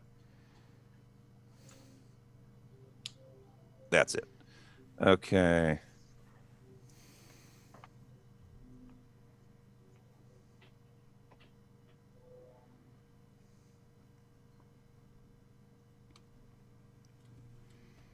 And nailing the getting paid role actually helps make up for not getting anything terribly useful on the get the job roll. So it does kind of balance itself out. There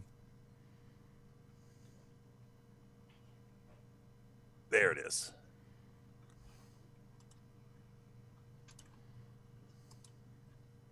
All right, so everyone, you get back twice the cred that you staked. Nice. So that'll be 6 for most of you and 4 for John, right? Yeah. Okay.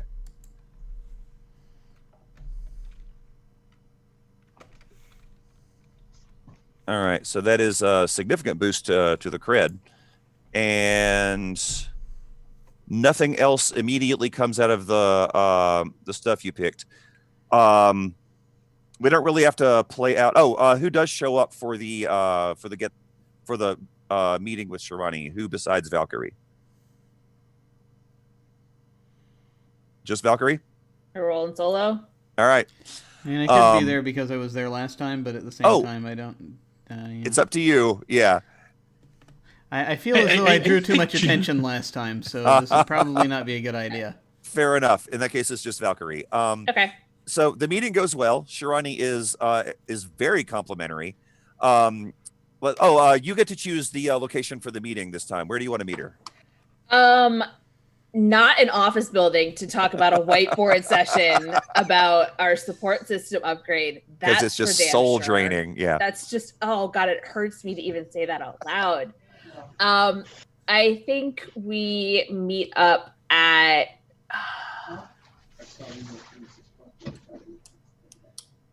let's meet up at a sushi place. Nice. Okay. Yeah. Just like something, it's got one of those conveyor belts and we're in a corner and it's, very neon. Yeah, yeah. And the two of you sit in a relatively quiet spot while everything goes by. So yeah, over a very nice meal of sushi. She transfers the payment to the proper encrypted accounts that you've given her, and she says,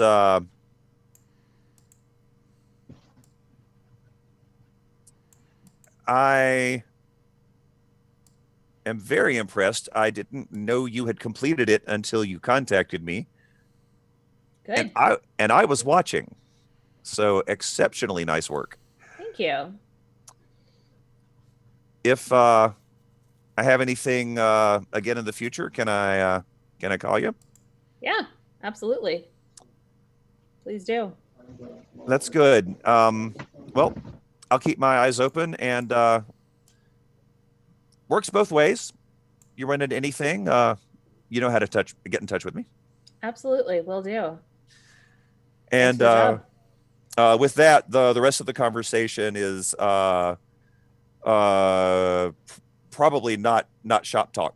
Although because you both ostensibly work for Tortoise, a little bit of that might come up.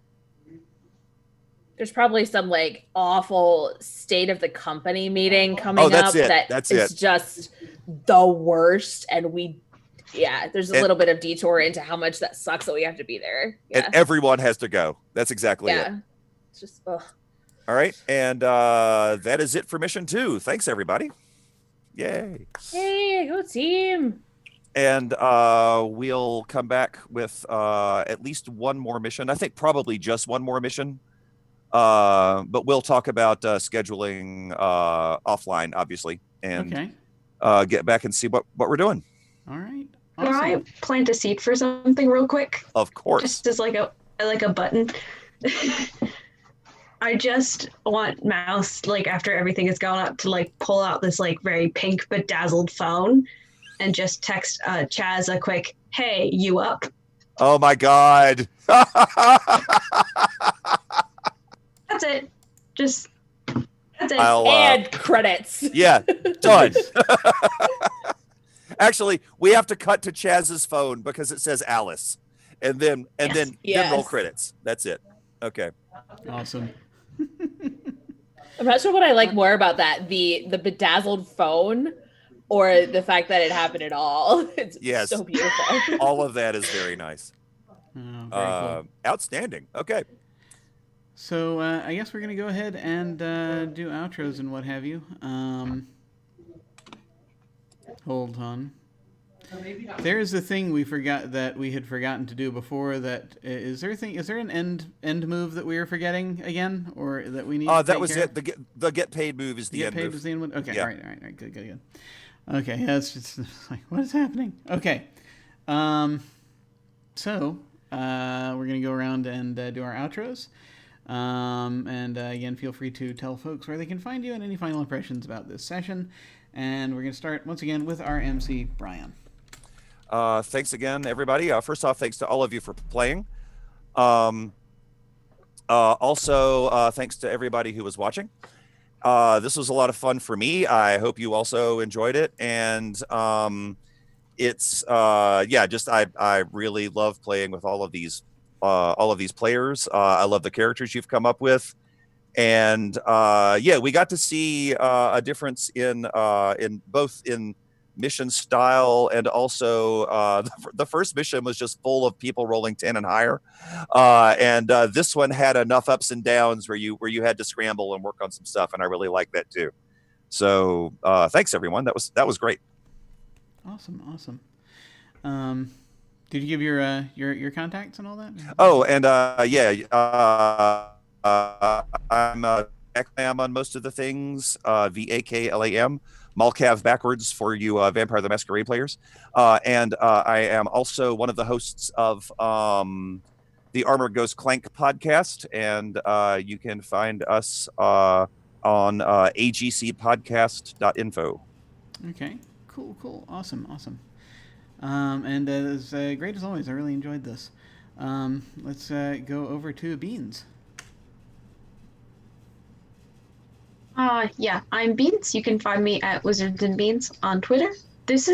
I love this so much. I just never know what's gonna happen, and I just love seeing this snowball just get bigger and bigger, and it's just trying to figure out what happens. It's so much fun. Awesome, very awesome. And now over to Sara. Hi, I'm Sara. I am Arclight Phoenix on Twitter. Phoenix with no vowels. Vowels is a totally different person.